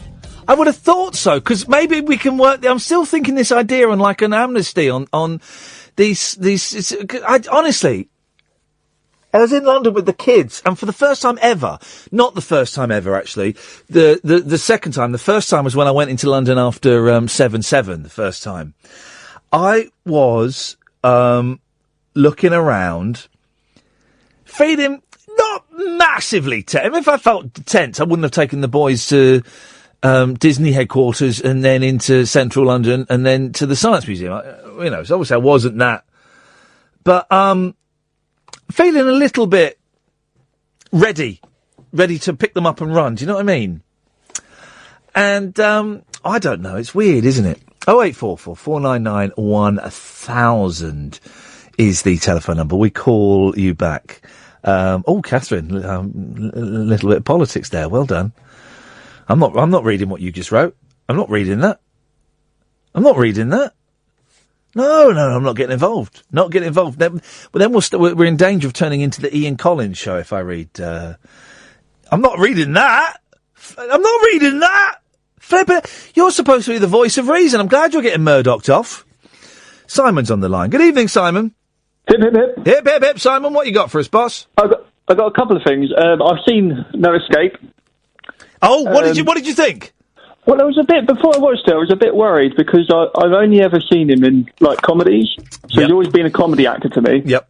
So I wasn't quite sure what to expect. Yeah. But it was gripping. And even right to the very end, I don't want to give too many spoilers, right, but I even thought at the end they were going to get shot. There's the bit, right, and we're going to tread carefully, right, because I don't want to spoil it, because it's on Amazon Prime, I've been told, so people can go and watch it. And honestly, it's bleak, right? Have you got kids, Simon? No.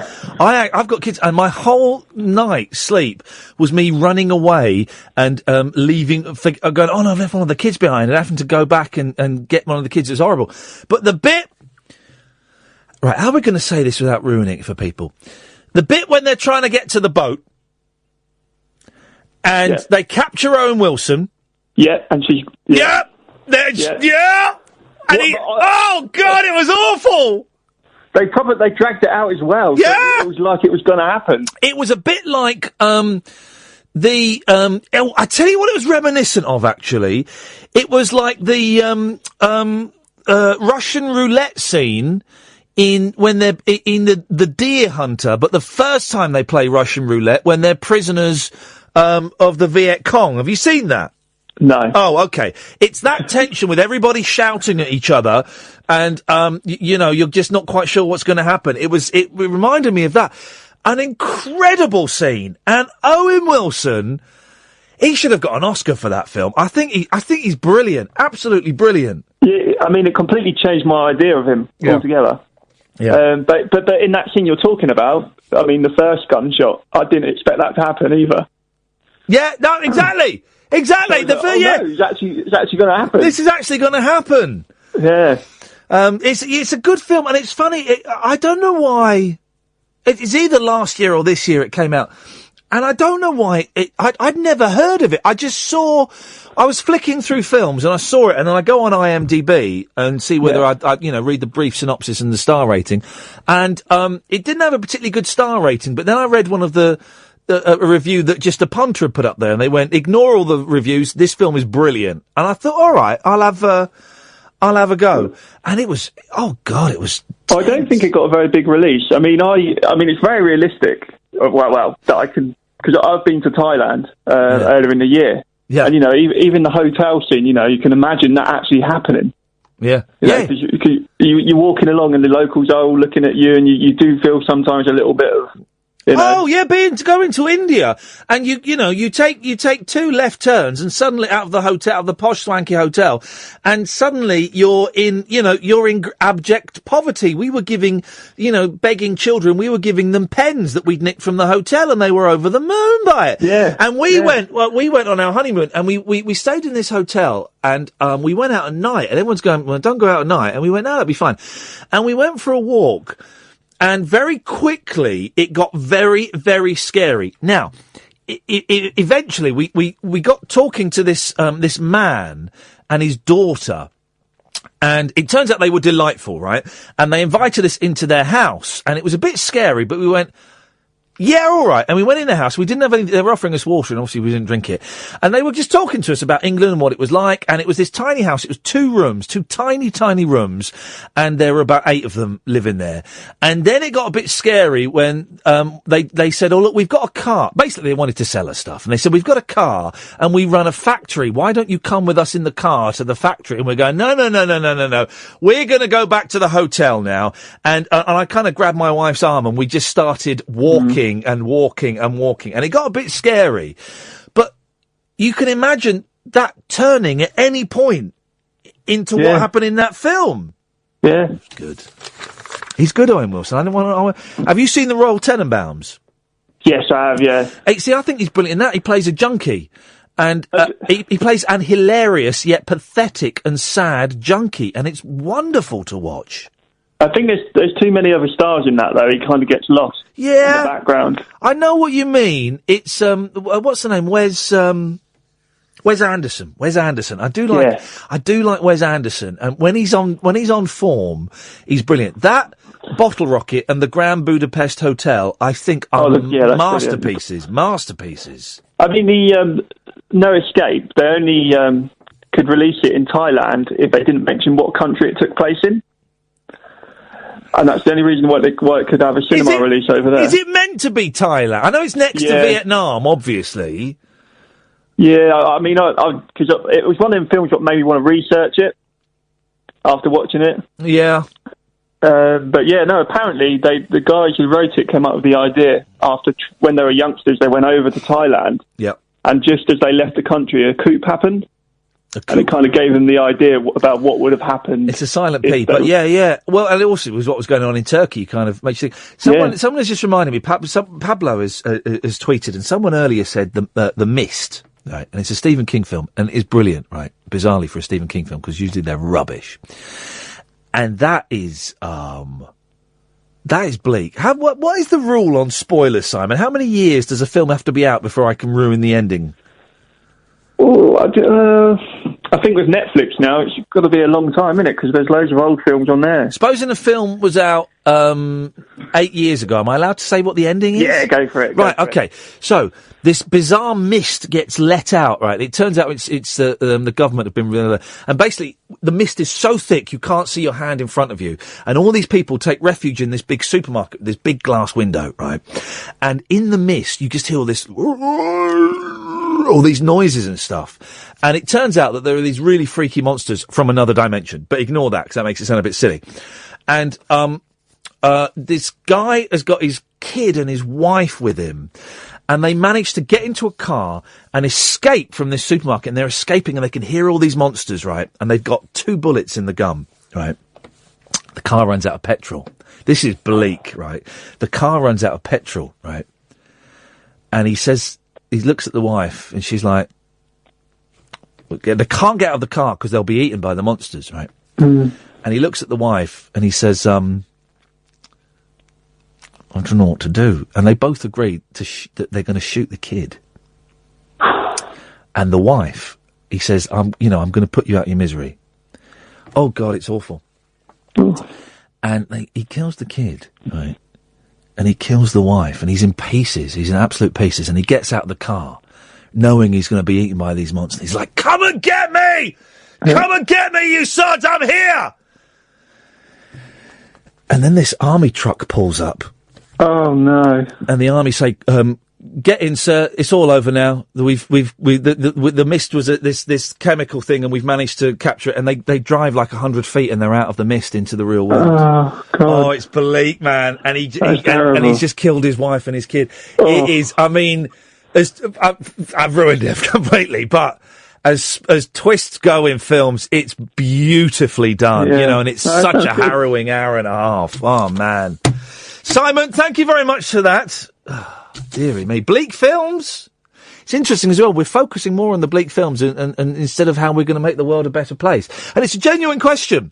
It's a genuine question because the world is bleak, man. It is bleak. It is miserable. Channel 4, on Channel 4 right now is a programme with a load of students looking at each other's willies. Is that on net? Oh, Catherine's going, I think maybe. She's actually reaching for the remote control. She's going to sit in front of the TV, flicking away, trying to find that channel. And, that's what TV is. And I didn't want to, I just noticed Danny Baker's tweeted about that programme. I knew that programme was on and I didn't want to talk about it because I thought, I'm an old man. And Channel 4 is doing what Channel 4 is meant to do. And it's meant to be shocking and it's meant to be rude and it's meant to people over 35 to go, oh, this is disgusting. And it fed my kids for a few years, because of that remit. But that is what we have come to, people look at it. It's a dating show where they look at people's willies and go, I'll have that one, please. We all know that if you're looking at one on the Slack, it's not an indicator of where where it might go. It's meaningless. Probably crossed the line there, though. I would instantly regret. 0844 499 1000. Someone is suggesting Happiness is a bleak film. I've not seen Happiness for years. I've got it on DVD. It's great. And Lino is suggesting Paul Blart Mall Cop 2 is bleak. I would. That's the one where he's on the Segway, isn't it? Yes, I would suggest that's very bleak. We've got loads of calls. Tony, Ed, Nigel, stay there. Come to you shortly. Let's go to Rocky. Yes, Rocky. Rocky, I'm all right. By the way, you sounded a wee bit, to use an East Coast Scottish word, you sounded as if you were going a wee bit Raj earlier on. What does that mean? A bit Raj? Raj. R-A-D-G-E, I suppose. Raj.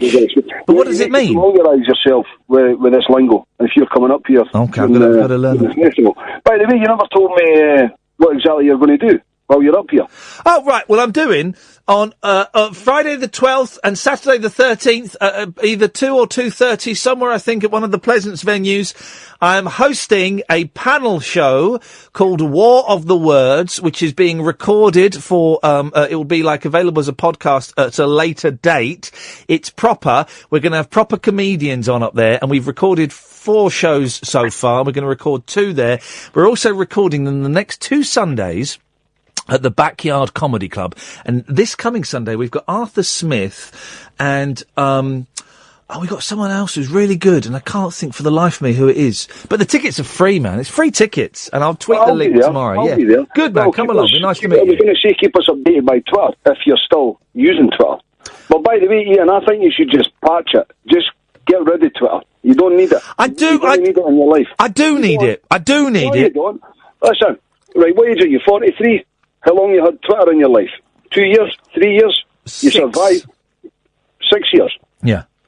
Right, well, there you go. So you were, 37? Hang on a minute. Dave, are you telling me the show's on at 3:40 p.m?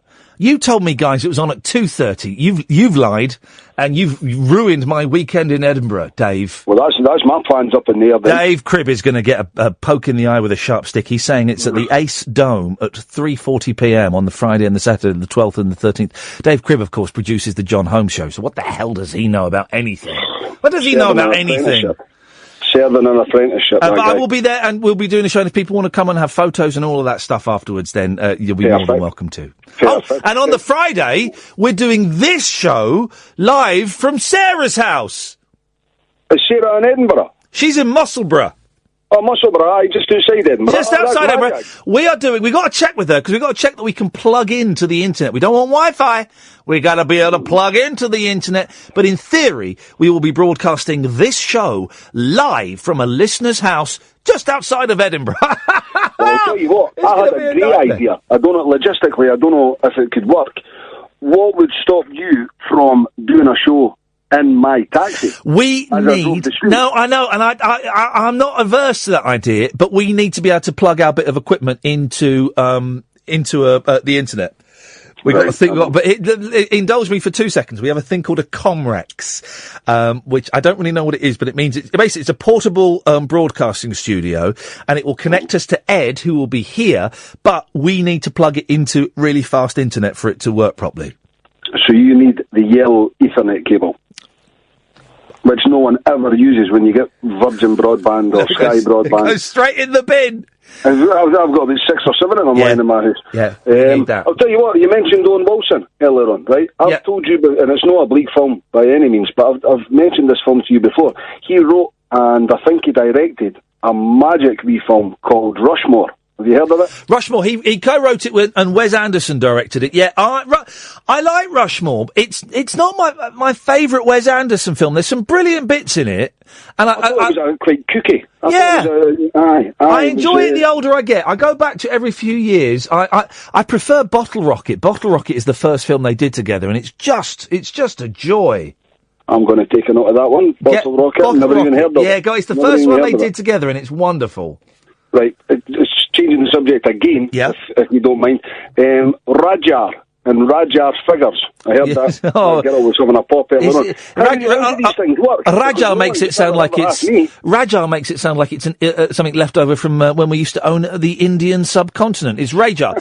How does it work? It's the most ridiculous system, but it's the best one we've got.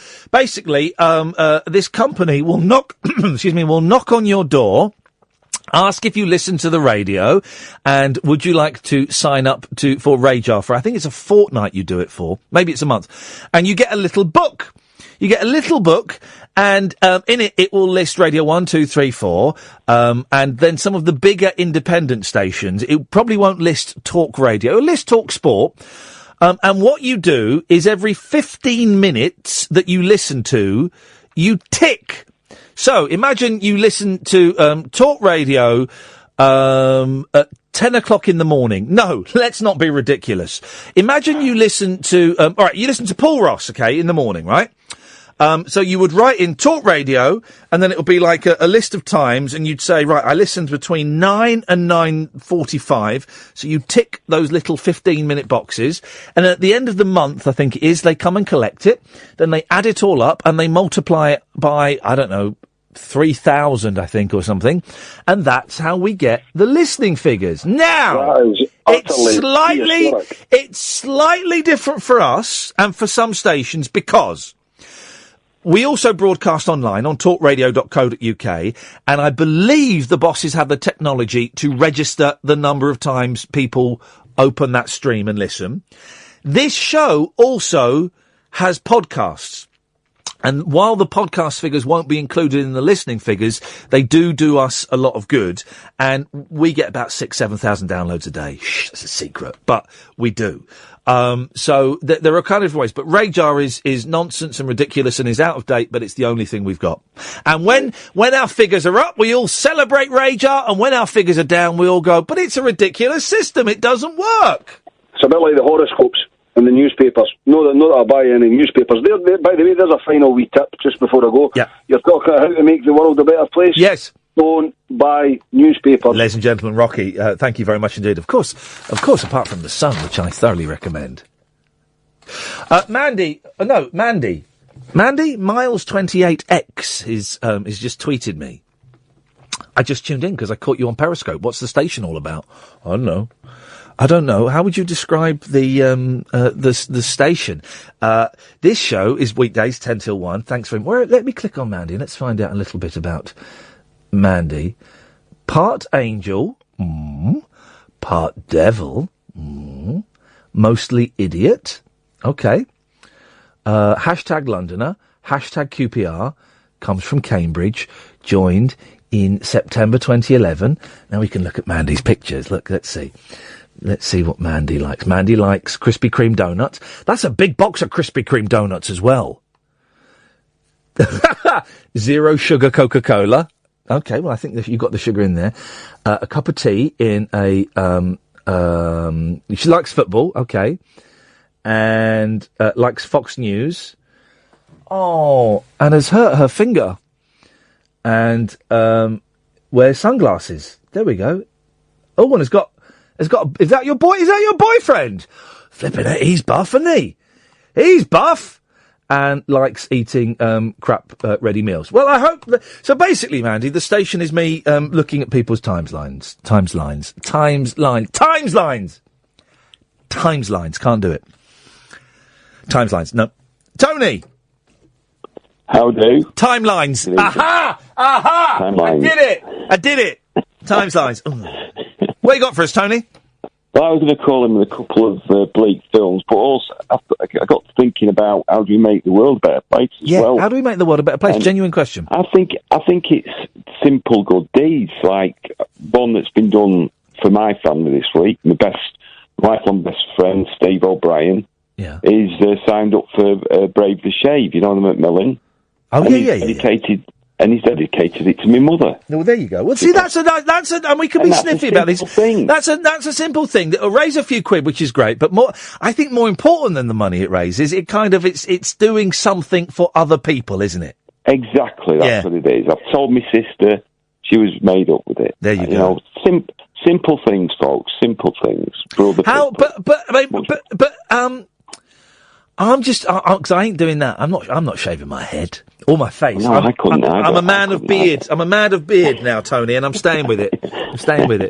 I mean, what? All right, what can we do tonight? What can we do tonight to make the world a better place?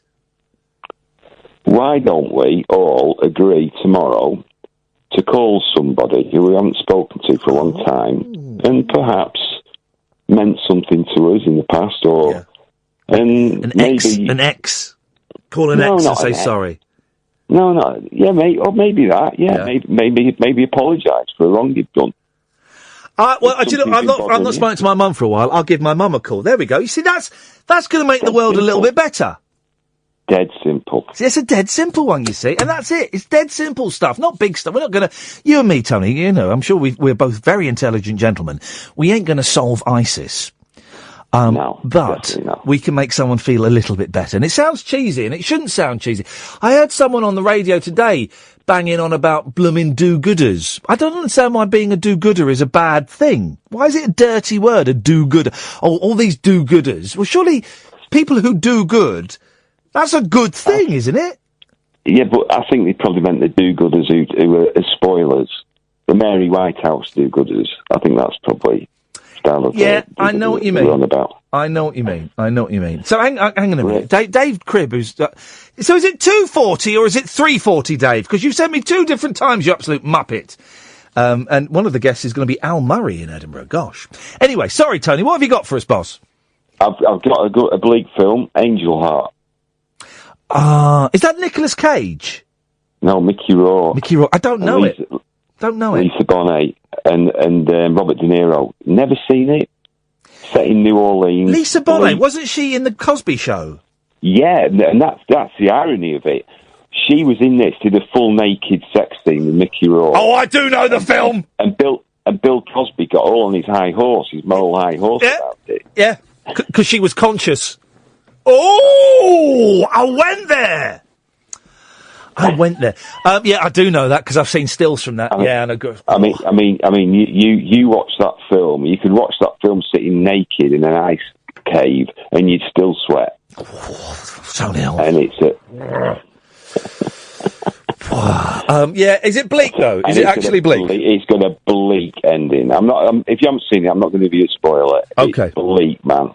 Bleak. Watch it. Great film. All right, I will do. Angel Heart, very, very underrated. Tony, nice one. Thank you very much. I've got to end it there because we're coming up to the top of the hour. Tris and Nigel, stay there.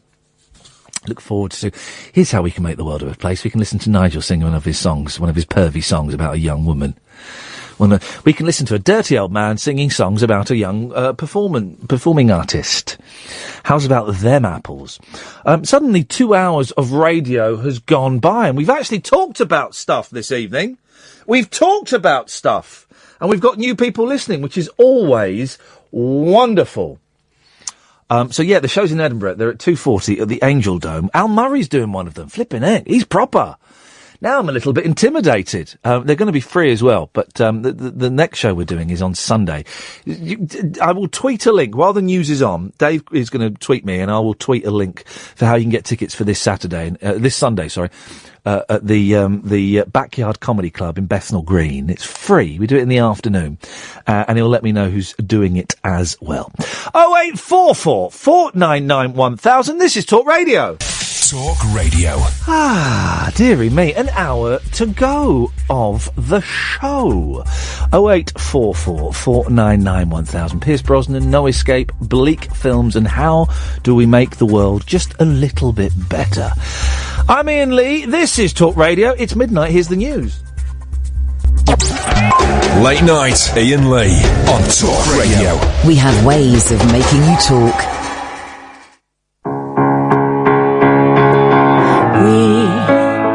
We are a thing that's happening all across the world. We are a song you're gonna sing all across the world.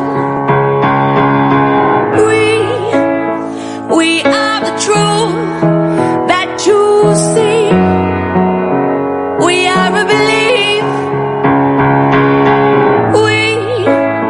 We are the music that plays in your heart. We are the melody.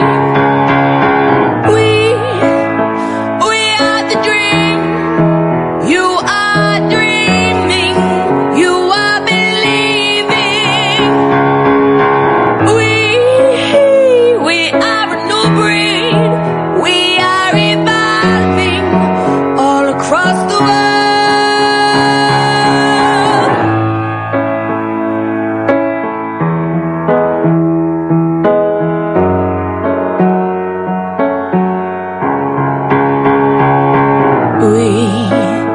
Turned our love into a sound heard across the world.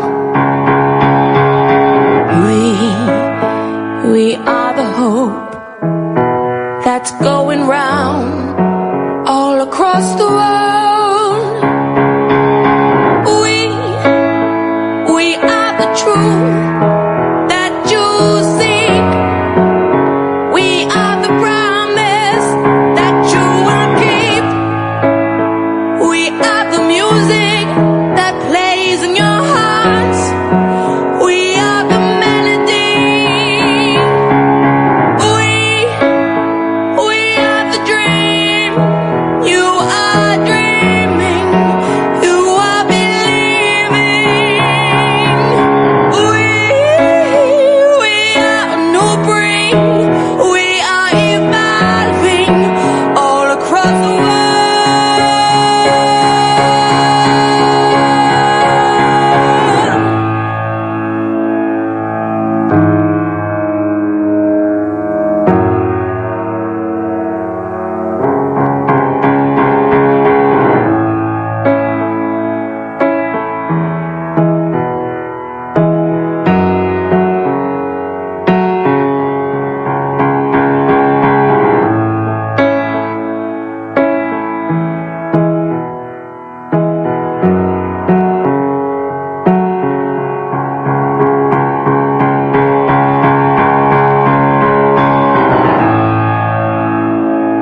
Come on, that's a song. That's a song, isn't it? It's a song you've never heard and makes the world a bit better. That's Imani Coppola, who hopefully we're speaking to tomorrow for a show that will go out later at some point. We won't play that interview out tomorrow because we've got tomorrow it's Rick Sapphire, friend of Jerry Lewis and the Three Stooges. Wowzers, genuinely very excited by that guy. What he's seen Also friends with Potsy Webber from Happy Days as well. This is Iain Lee. This is Talk Radio. It's the last hour of the show. We don't do calls straight to air now. We do them we're going to do them on Friday. It worked really well on Friday, I thought. We had, got a really dry nose. That means I'm getting a cold. If you missed the last, is the podcast up now, Catherine? Yeah, the podcast is up. Okay, so if you missed, the podcasts now are tending to be, we'll do, if we have a guest on, we'll put that out as a special podcast, and then we will put the last hour of the previous night's show out. So it means you kind of get it, the next evening.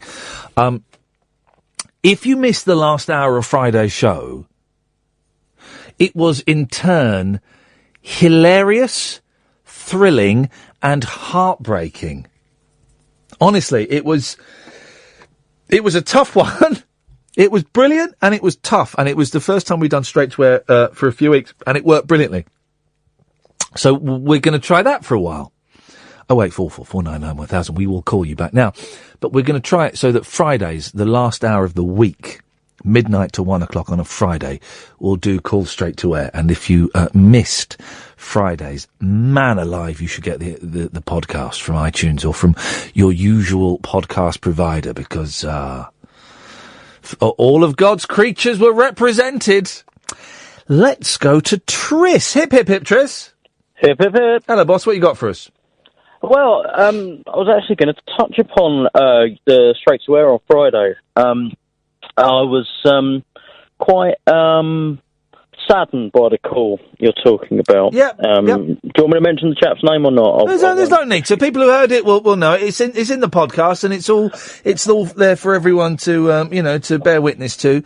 It was sad. It was heartbreaking. Well, I mean, I was brought up in an environment sort of similar to that. I had an alcoholic parent, and it's hard. It's something I don't really talk about. It's something I've sort of buried really deep, and I listened to that, and I was very touched by that, and I'm pleased you put it out as a podcast, actually, because it's important to get things sort of like that out, isn't it? And it was for those who missed it. We had this bloke phone up who was drunk, and he was an amusing drunk for a while, and then we realised there was a 10-year-old kid there, and it didn't seem like there was anybody else there taking care of him, and suddenly it twisted and actually became something quite sinister. And he continued phoning us for the rest of the night. Kath tried to talk to him once, but he was no sense was being made, and it was. It was heartbreaking. How did you, the way you were brought up in that environment, how did that affect your attitude towards alcohol? Because it tends to go one of two ways. Either... for me, it's gone the sort of positive way. I'm completely teetotal. I don't drink. I've never touched drugs. I don't smoke. I sort of have the thinking that anything that sort of fuzzes the edges of my consciousness and perception isn't good for me, and certainly not good for people around me, so I've always sort of approached it like that. But I mean, having, without going into too much detail, having an upbringing like that, it's difficult because you go through sort of my dad was go through binges and phases, so there's a lot of mourning. And then there's like having that person back and then having them snatched away. Yeah. And it's, it's a very sort of, very, very, very difficult thing to get your head around. And it was basically all of my upbringing. And when I was 17, 18, I tried topping myself, actually. And, it just sort of got to me. And that was the moment I decided, actually, why live like this? You can either repeat the faults of your father, or you can stand up and be your own person. So I decided to, get up, leave home, and be me. Flippin' heck! Yeah, I wasn't expecting that to come out. Actually, it's not really something something I talk about, but it's and this is why I like the show, because we all have a chuckle, we all have a giggle, and I'm getting myself a bit upset now, but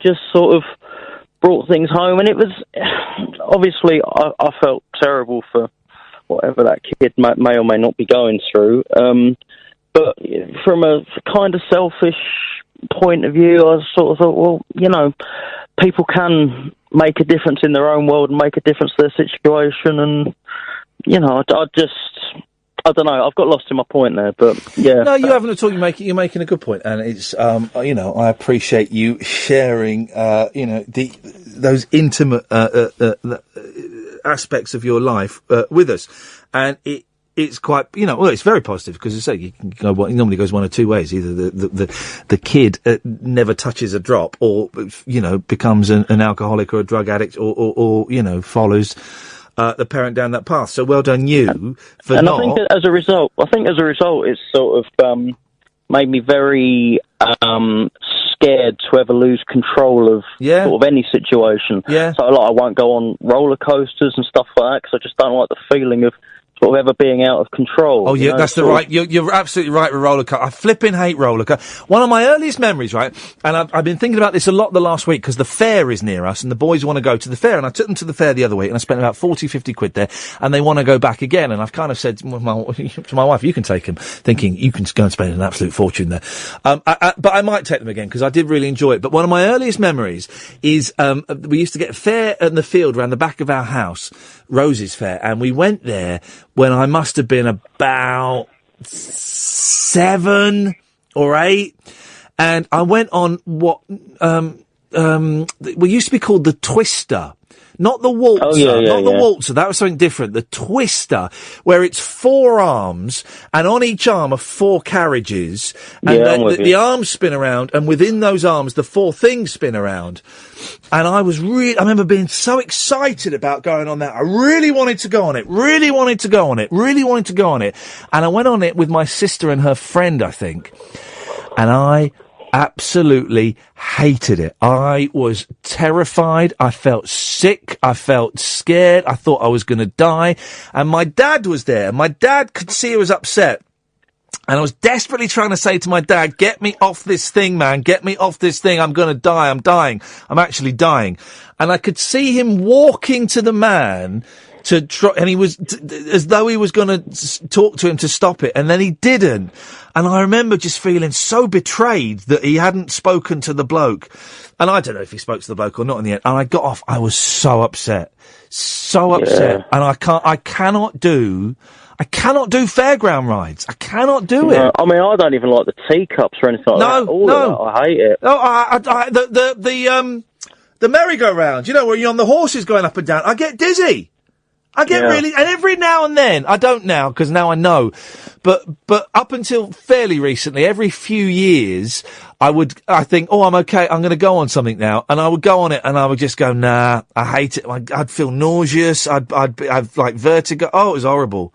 None of that. I try and go on the odd thing for the kids, because they love them, and I'm petrified. I've got 2 little girls sitting next to me loving it, and I'm the one terrified. Luckily, my kids are wusses like me, so they don't like the scary rides, which is brilliant. Well, that's your problem, Tris. You got to deal with it, man. Okay, my kids are wusses, and they don't like the scary rides. So you've done well there, mate. Well done. I've done very well, Tris. Listen, thank you very much indeed. Nigel, we're going to come to you next. I promise. 0844 499 1000. 0844 499 1000 is the phone number. Nigel!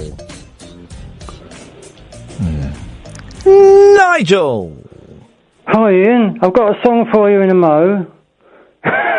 Okay. And it's a proper song off my CD, which you haven't heard before. Oh. It's called Misty, the Johnny Mathis classic. Okay, classic. And I sold quite a few when I was down at Butlins a few years ago. I sold quite a few. How many did you sell? Well, probably about half a dozen in one night, but that's not bad, is it? Well, 6 is not bad. £10 each, you know. 60 quid. I'm assuming you let the Majesty's tax inspectors know about this? No. Oh, Nigel. It's private. Yeah, that's right. It's private. Don't pay taxes private. Ian, lots of bands have their CDs on stage. Yeah, and they sell them, and they I don't think they tell anybody, do they? They declare it. They declare it. Do they? They declare it. Well, I don't sell them. Didn't sell them very often. Do you think, Ian, it would be possible to get me on your TV show sometime? I've not got a TV show.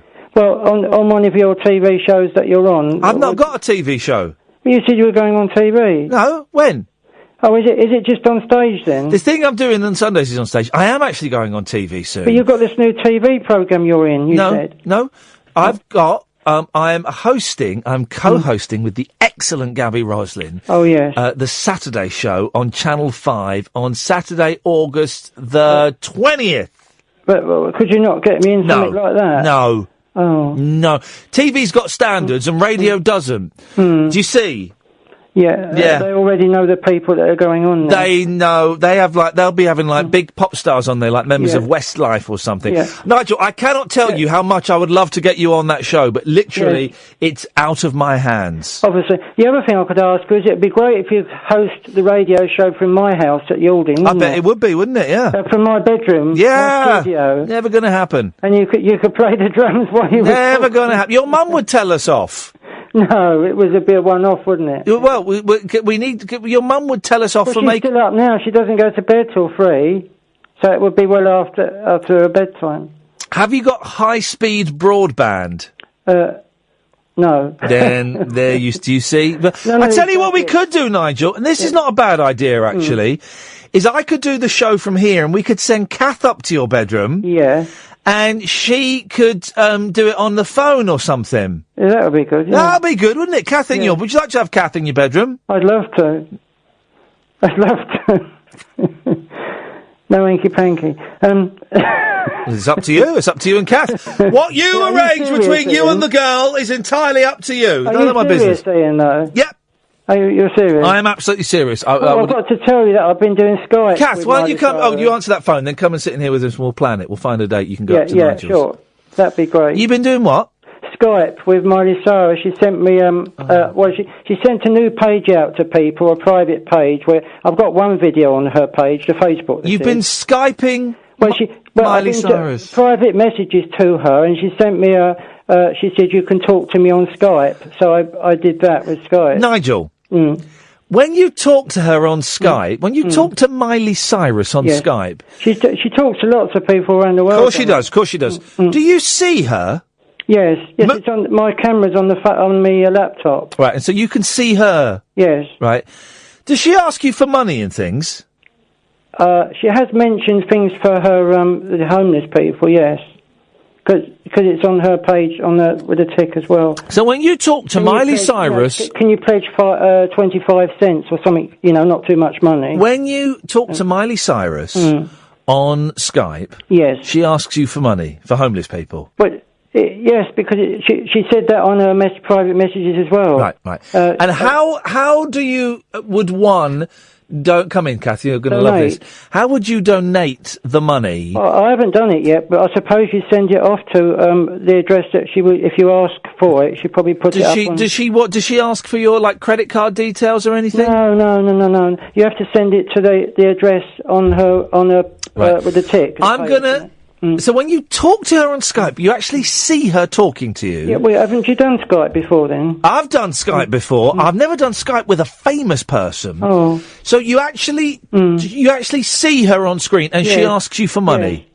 No, she didn't ask me for money this time, but she did on a private message. Yeah. This was a private message. Hang on a minute. Kath's in the studio. Kath, Yeah. do you want to tell him or should I? Bearing in mind he won't hear what we're about to say. Should we both tell him? Okay. Shall I go first? You go first. Nigel, don't send anyone any money through Skype or anything else on the internet. Well, I wasn't going to. Nigel, it's not Miley Cyrus. Maybe not. No, it's definitely not Miley Cyrus. Well, I was talking to her. No, you weren't. No, you weren't. I was. Could you see her? Yes, and she would just only for a couple of minutes. Because she went on to someone else. Have you listened to the and his name's the Comran, Alex Comran? Yes. Who does the real Alexis? Alexis, that's it. Thank you. I know it wasn't quite right.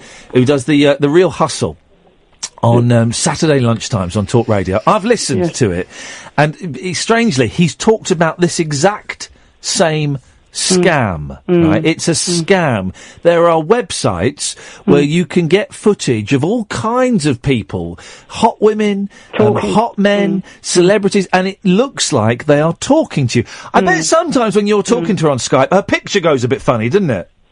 Yeah?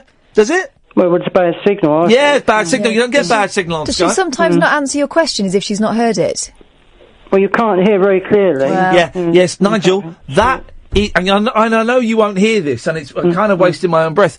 That's not Miley Cyrus. That's someone pretending to be Miley Cyrus. Yeah, perhaps it's a way of getting money then, or something. Well done. I think. Hang on a second. I just heard a penny dropping somewhere. Yes. Because they did ask, can you donate to the homeless on the private page? Well, but it's still Miley Cyrus is asking for money though, because she's asking for money at the one with the tick. What's her private page? Well, it's Miley Cyrus with a tick. You have to with a tick on, and she's got about the homeless on there, and you have to send money to that There's page. her sucking on a big bottle, dressed up like a baby. Yes, that's right. Yeah. So where does it say about the homeless thing on there? I'm on there now. I don't know where, but it's on. Sorry, I didn't mean to dump Nigel. Yeah, you can't say that. They all start with that's what she says. Yeah, well, I know, but mate, it's not her you're talking to on Skype. Do you think it's her talk? On the page, it's her page though, isn't it? Well, that's her page. I don't see anywhere where she's asking for money. She would see my questions about saying I'm going on the radio, wouldn't she? That type. No. No? No. Nigel, she's probably got someone else to run it for her because she's a bit busy. Nigel, she's got 40... Hang on, where is it? I just saw it. 46,526,708 people liking that page. Let's round it up. 47 million people. With the greatest of respect, she ain't going to see your comments. Well, I don't know. But well, no, I do know. There's a comment here. The second post is a picture of her with a spliff on, wearing a David Bowie T-shirt. It's got 1,606 comments. The next one's got 2,949 comments. I bet you have. I get like 20 comments on a thing and I don't see them all. I miss some of them. She's not running that page. She's not responding to those messages. You have never spoken to Miley Cyrus. Don't give any money. Oh, I'm not going to give her any money, I can't afford it. Here comes Dan. Dan wants to say hello to you. Dan, you're through to Nigel. Hello, Nigel. I just wanted to lighten the mood a little bit because it seems to have got a bit combative. Hi, Dan. Hiya. I hear you're having Kath over to your room. Well, I don't know whether Ian's joking or not. But I don't think he's joking. I think probably you and Kath could write a song for Ian. Yes. Yeah. How long do you think it would take you to knock one out? We could sing at the time. Hang on, Nigel. Dan asked you a very important question. Well, I couldn't do it now. No, I have to plan things. You couldn't knock one out right now. No. I wanted to do a proper song tonight. I'll think about doing it tomorrow night. Then I'll work it out for tomorrow night. You work it out to do a song about. Well, you've got to work it out, Dan. You can't just And Ian's name in it as well. Yeah. Could you do it like Wednesday night or Thursday or any day after Wednesday? Is that when you want it after Wednesday? Is it going to be a big... You want it after Wednesday, Kath? Yeah, when I'm not here. Is it going to be a big release, Nigel? Well, what I can do is record it properly, can't I? Does it just come out of you, or do you have to tease it out? Well, I have to think about it a lot, what I'm going to say. You have to think about it. What's your inspiration, Nigel? Pardon? Miley Cyrus, I think. What gets you going? Oh, I don't... Lindsay Lohan? Pardon? Is it hard, Nigel? Yes. After Viagra, yeah. Oh. There you go, Dad. He's just beating us at our own game.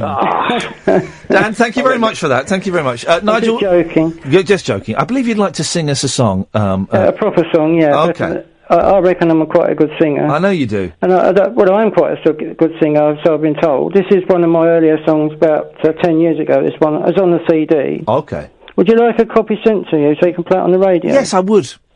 So I can get that done in Maidstone. A friend might be able to I genuinely would, yeah, I'd love that. Unless you record it now. Oh, you don't need to send it, because when Kath comes up, you can give her one. No.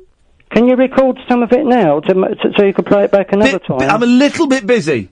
Oh, because some of the radio studios, they just press a button and it records. We haven't got any blank tapes. You are recording the show anyway, aren't you? No. Well...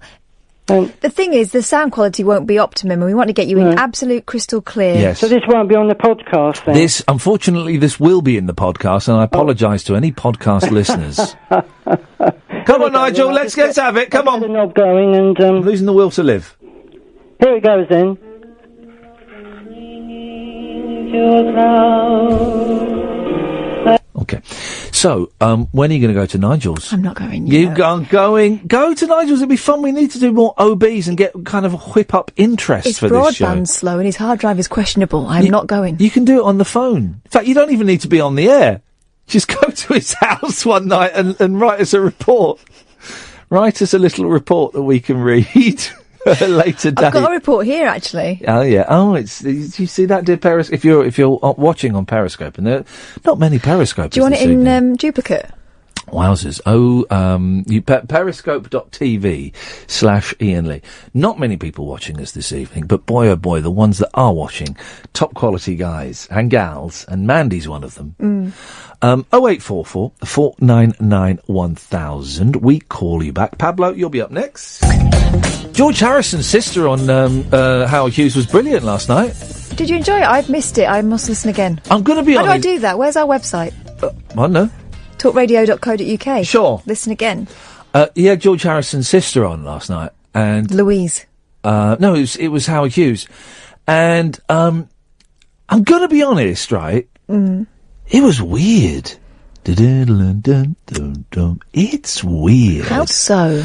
It was very, very odd. There was like some moments where she lives in America. She's lived in America since about 1960. Oh. Right.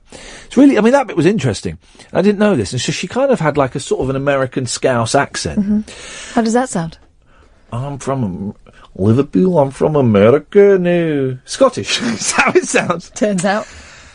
And, it wasn't a great phone line. So Howard and there was a slight delay, and they did that thing. They would talk over the delay, so they ended up swallowing each other's words. 0844 499 1000. Pablo, I will come to you next. And, she quite often couldn't hear Howard, and he asked a question 3 times. And then she said, it got weird, she said, I don't understand I don't understand where this is going.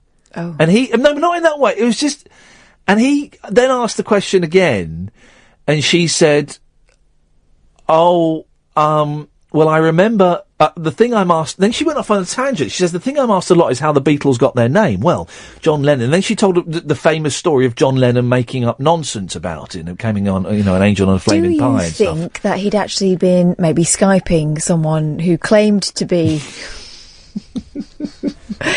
Louise Harrison, but actually was probably Miley Cyrus? It was weird, and she, I think, manages and sings with, maybe, I'm not sure, because she never made it clear, right, a Beatles tribute band. Now, how does that work? You've got a sister, haven't you? Yeah, right? she's... Well, imagine if you, got like a look-alike and sound-alike of your sister and kind of went out with her. And out for meals and stuff, and did sisterly things with her, right? Imagine your sister died. Yeah. And then you got a sort of look-alike, an American look-alike, and sound-alike, and you went, you went to a lower rent version of her place of work. It's definitely something I would do. It would be weird, wouldn't it? And that's what it was fascinating, absolutely fascinating. But my mate, Watco and I were listening separately, and we're both Beatles buffs, and we were texting each other going, this is weird, isn't it? And he went, yeah, this is really weird, and we couldn't quite put our finger on it, but it was weird. It's weird. Listen, well, it was Howard Hughes' The Unexplained. It's the home of weird on a weekend. Let's look at the tribute act. It was, but it's a good show. I do like Howard Hughes, Sunday nights, and are we talking about enough shows, boss? It is a good show, Howard Hughes. I'm Howard Hughes. Bullshine. Pablo's on the line. Good evening, Pablo. Hip, hip, hip. Hip, hip, hip. I was trying to do a bleak hip, hip, hip. Now, Ben's calling me Partridge again on Twitter. Ben is, Mute. Bye-bye, Ben. Muted. There we go. Ben had a really odd way of, I'm not going to say. But I don't know. He sounded a little bit patronising when he was trying to be nice. Well, no, we know he has mental health issues. Ah, okay. And so Maybe I the took tone that was wrong. Yes, exactly. I think he misread the tone. But I just think, comparing you to someone who is crap is an insult. Crap on purpose. Yeah, and I know that Partridge is brilliant and is hilarious and is wonderful, but it's an insult to compare me to it, and, maybe his mental health issues prevent him from realising that, despite being told quite forcibly at the start of the show. Anyway, he's muted. Well, I would say with Partridge, say you want, obviously it's a kind of a satire on your Blackburns and people like that, but ultimately he's a consummate professional. You'll never hear dead air on anything relating to Partridge. So yes, radio-wise, that's gold. He's the governor. Someone's told Dan off for being rude to Nigel. Now, listen, guys, everyone gets treated the same here. Nigel did the ultimate rude joke, so I think. Yes, exactly. Right, what you got for us, Pablo? On a positivity note in regards to making the world slightly better, I think it's just, you could probably do it with two films. Just everybody in the world, actually one film, everybody in the world has to watch Bugsy Malone once a week. Now, it's funny you should say that. I have never seen Bugsy Malone. I'm aware of it. I've seen bits of it. Really? Chachi's in. Love it. I've booked tickets to go and see Bugsy Malone, the musical, the play, in a couple of weeks. Alan Parker has directed it. He directed the movie, didn't he? Yes, Alan Parker directed the movie, and the music was done. I forget Paul Williams. The name of the guy. Paul Williams. He did a lot of Carpenter's music. Paul Williams.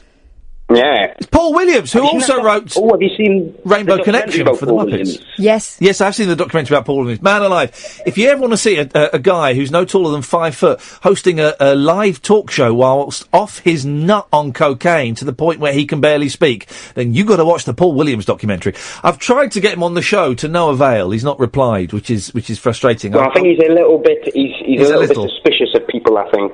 Yeah. Basically because of what he did himself. And when you say he was visibly on cocaine, literally to the point of having white powder on his nose. Yeah. And he's talking like that. And he's just laughing at himself. It's awful. But he's clean and sober now, which is wonderful news, and he's a great ambassador for songwriters and making sure songwriters get their credit, both literal and financial. But yeah, he wrote the music. So you wanna be a boxer? But I'm taking the boys to see the play. If anyone has seen the play, I'm hoping it will captivate a 6 and a 4-year-old. I think it will. As long as they've got their splurge guns. Well, this is it. I think they'll like it, because I told them it was all. I think it's all kids in it. I don't know if there are any adults, and it blew their minds that kids could play games. This is the thing. You watch it on two different levels. Yes. When you're a kid, you just think this is brilliant. They're all my age. You can, and it looks like great fun. And then when you watch it as an adult, there's actually quite a serious kind of gangster film going on.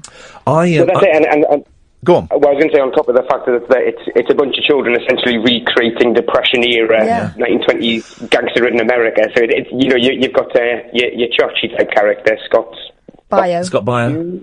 Bio. I'm confusing with Quantum Leap, man. Yes. No, but Scott Bio. Yeah, he's gone a little bit right wing. He's a big Trump supporter now, so I was kind of jaded by that. But he is unfortunately. I just let slip something else I meant to talk about today. But Jonathan phoned up last week at the end of last week and recommended the video game exhibition at the Science Museum. And Pablo, I found myself taking the children there. It's flipping brilliant, right? What's great is you get sessions, and you get each session is an hour and a half, and only a certain number of people are allowed in, and there are enough machines for everybody to sit down at a machine and have a go, and then you get up and you go to another one, and you go, apart from some annoying woman who turned off the Xbox when my boy was playing Lego Star Wars, she didn't realise it was the off button, and I just went off. Do you know what? We're going to move somewhere else. You have a go on this one, my love. And so we did that, and I blew the boys' minds, Pablo, because we have an Xbox, but to them, it's just for watching DVDs and Netflix. And we sat down and we were playing a game, and I said, this is an Xbox. They went, what? I said, it's like the one we've got. And you could see their eyes going, huh? And I said, yeah, all of these games we can play on the Xbox. The Xbox can play games, Daddy? Yes, it can. It blew their tiny minds. And I bought their first game today, Lego Star Wars. And we were going to play it, but it's quite an old game, so it took forever to you had to download updates and all that boring stuff. So tomorrow we will be playing Lego Star Wars, ladies and gentlemen. Oh, it's a good start. Well, I was going to say one of the caveats to the Bugsy Malone thing is the fact that everybody in the world has to watch it once a week, and for every alternative week, you have to watch it with somebody with opposing views or religious beliefs to yourself. Oh. And you're not allowed to talk about that. You're only allowed to appreciate the film and talk about the film. So by the end of it, you might have just learned something. Imagine if these, and I don't want to, if these lunatics that for ISIS and, in Germany and France, if they'd had splurge guns.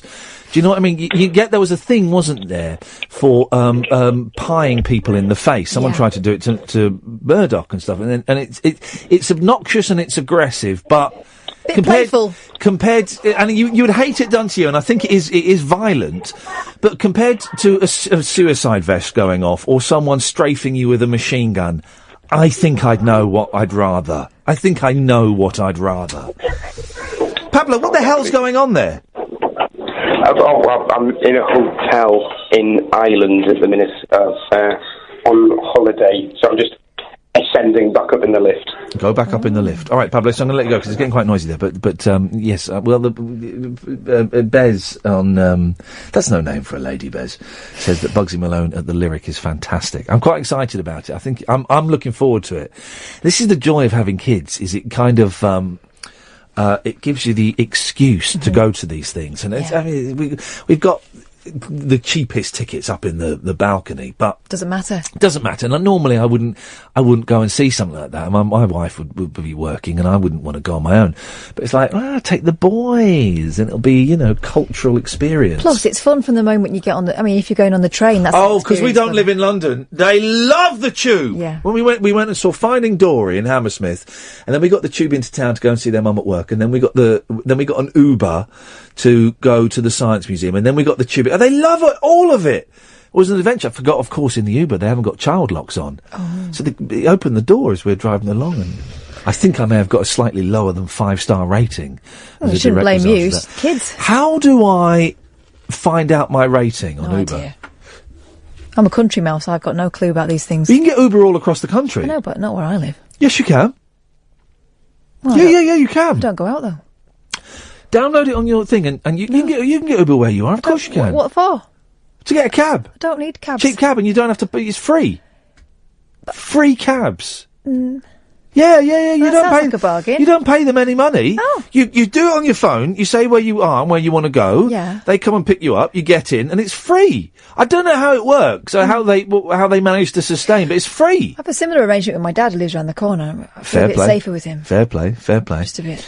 0844 499 1000. 0844 499 1000. Here's an interesting tweet from Tony Hamilton. #actor. Oh. Actor. If you and your... Now, this can't... What he's about to offer me cannot be legal. If you and your boys want to ride on the front of a tube... give me a shout. Brackets Northern Line driver. Now, there's got to be some sort of health and safety. Security, maybe? Security issue there. I mean, yeah. Of course I'd love to. Who wouldn't love to? That would be awesome, but I can't believe that's legal. That can't be. Tony, send me details. Because that's a day out for us. That's a free day out.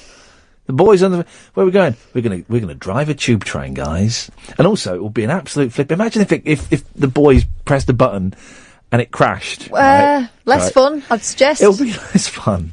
And imagine the scandal. How did the train crash? The whole of London is gridlocked underground. It's flipping Lee kids again. The Lee kids. Oh, flipping heck. I'd be a pariah. You would. I don't know who this is, because... Oh, it's Dan. Hello, Dan. Okay, that's a yellow card. Oh, sorry. I swear. Yeah, well... Yeah, you did a little bit. Sorry, I'm Scottish. Well, that doesn't mean that you have to be an idiot. Luckily, we have a 7-second delay, so we've dumped that bit of radio. But what would you like to say, Dan, that doesn't involve profanity? Pokemon Go. Thanks very much indeed for calling. Dan. Did I swear? A bit. But here's the thing, and Dan raises a really excellent point, right? You would have heard that on Periscope, but the listener at home won't have heard it. And I should make this clear, and I've not really had the need to make it clear here, but I will. So we have a 7-second delay. Actually, we have a 14-second delay. But what that means is if you phone up and swear or you're libelous, we can stop it being broadcast. So I hit this little button here, and it doesn't get broadcast. If you do it again, I can hit it again, and I'll cut you off. You get 2 chances. If you do it again, you get cut off. And so, because I know that young men, and it is mainly young men, quite often feel the need to phone up and just F and Jeff. It's point. I'll hear it, but it won't get broadcast. It's pointless. So, don't waste anybody's time.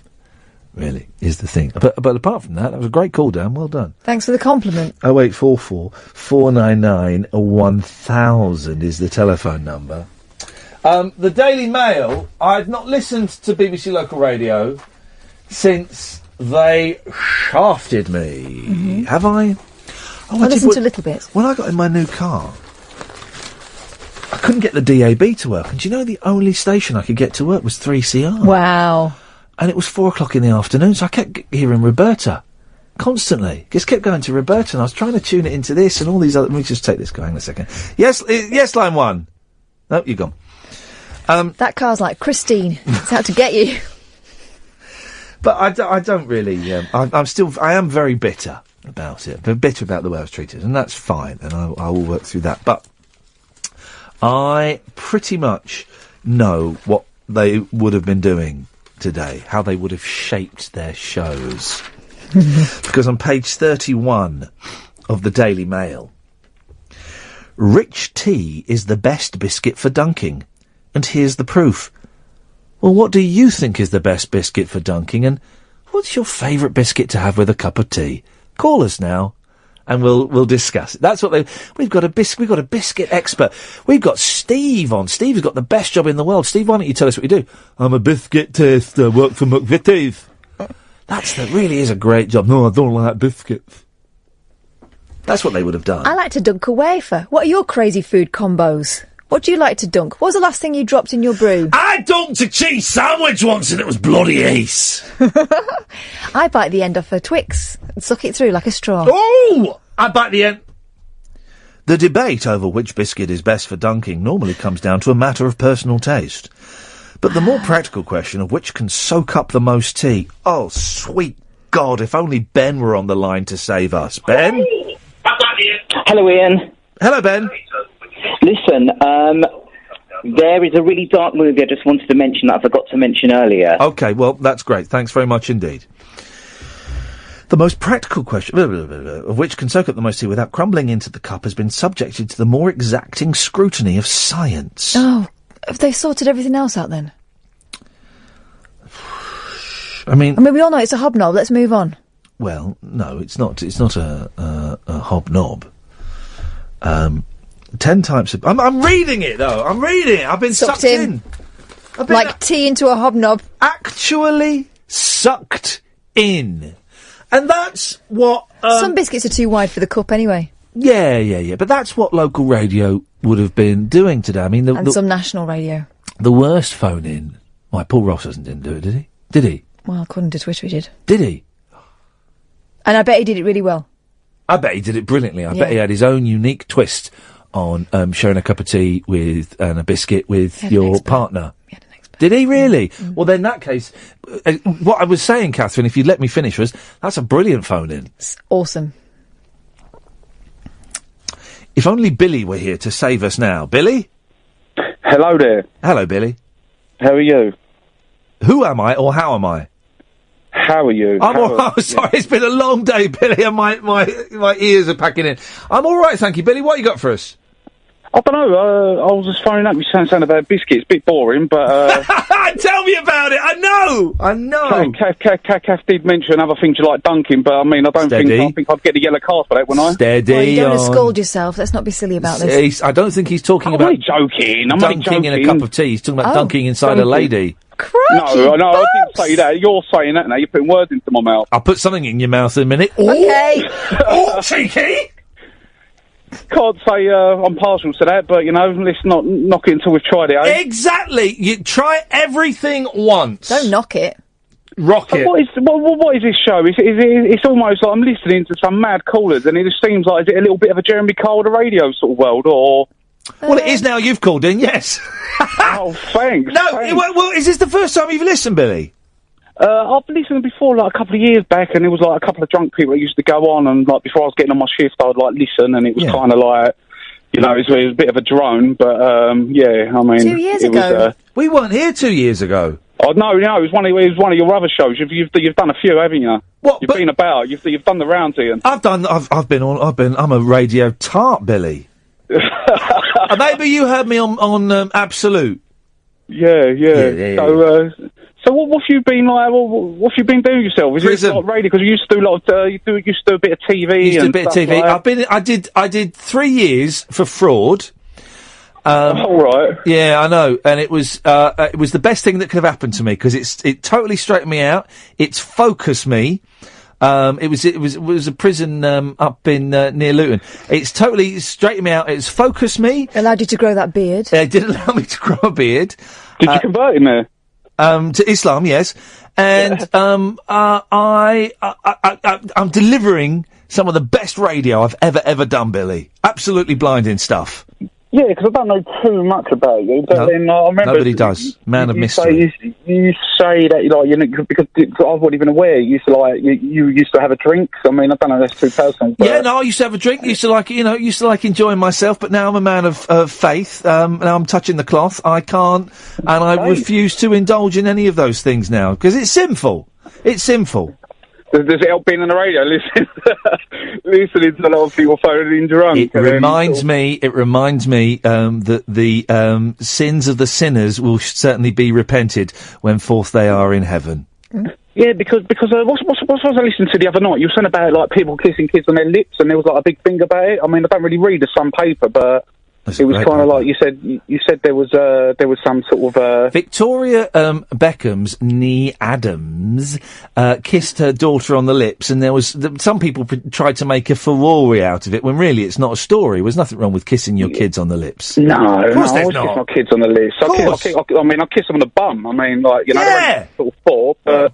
It's kind of like I'll sometimes say to like my kids, "Oh, kiss your granddad" or whatever like that. And my wife's kind of like.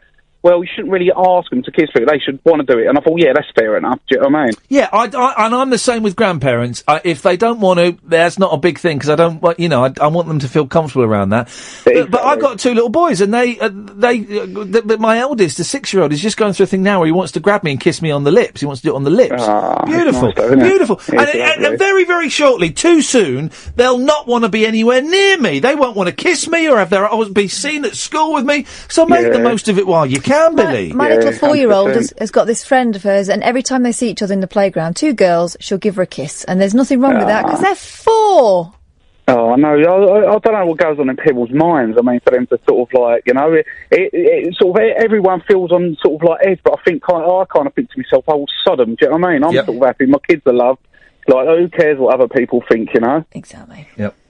But it's kind of like the other thing tonight. I mean, was having a little laugh with like my boys. I mean, it's all sort of silly stuff you do indoors that we shouldn't really sort of ever go outdoors. But sort of like the nan will laugh, sort of like where they've got sort of things from. Like today, we was dancing about to a bit of Rihanna in our boxer shorts. Beautiful. and we was all twerking. and the mum pulled the phone out, and I sort of like, I'll just buy it for the floor. Exactly. Well done to avoid that. But, you know, I chase when it's bath time, I chase my boys up the stairs. If I get them, I pull their trousers down and smack their bum and they run off. And it's, and that's it. And it's beautiful and it's joyful. And there's nothing more beautiful than your 6-year-old and 4-year-old son's bottoms. They're beautiful. Everything about them is wonderful. And that's what it is. And Billy, we're coming to the end of the show and you have perfectly, in 5 minutes, you've just summed up what the show is about. It's about people phoning up talking about stuff, and that's it.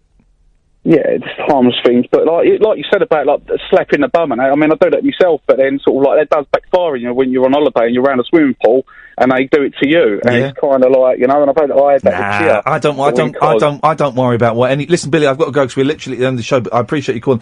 I don't worry about what other families think about what we get up to because I know that what we're doing is all wonderful and is loving and is legit and is above board and it's playing. Billy, you totally got. You phoned in saying you don't know what the show is, and then you got the show perfectly in that 5-minute phone call. It's that, and it's nothing more, and it's nothing less. Catherine, it's been a real pleasure working with you. Well. And I hope you wish you success in your new job. You're not with us anymore, are you? Well, tomorrow's my last day. Oh, okay. I totally misjudged that one. So it's time for the collection. I mean, I can always... You can collect that, and there's a second one. That's it. Thank you very much. Thank you, Catherine. Thank you, callers. Back tonight at 10. Ta-ta. Talk Radio, the 21st century dream team of dialogue, debate and discourse. Talk Radio. Give it some lip.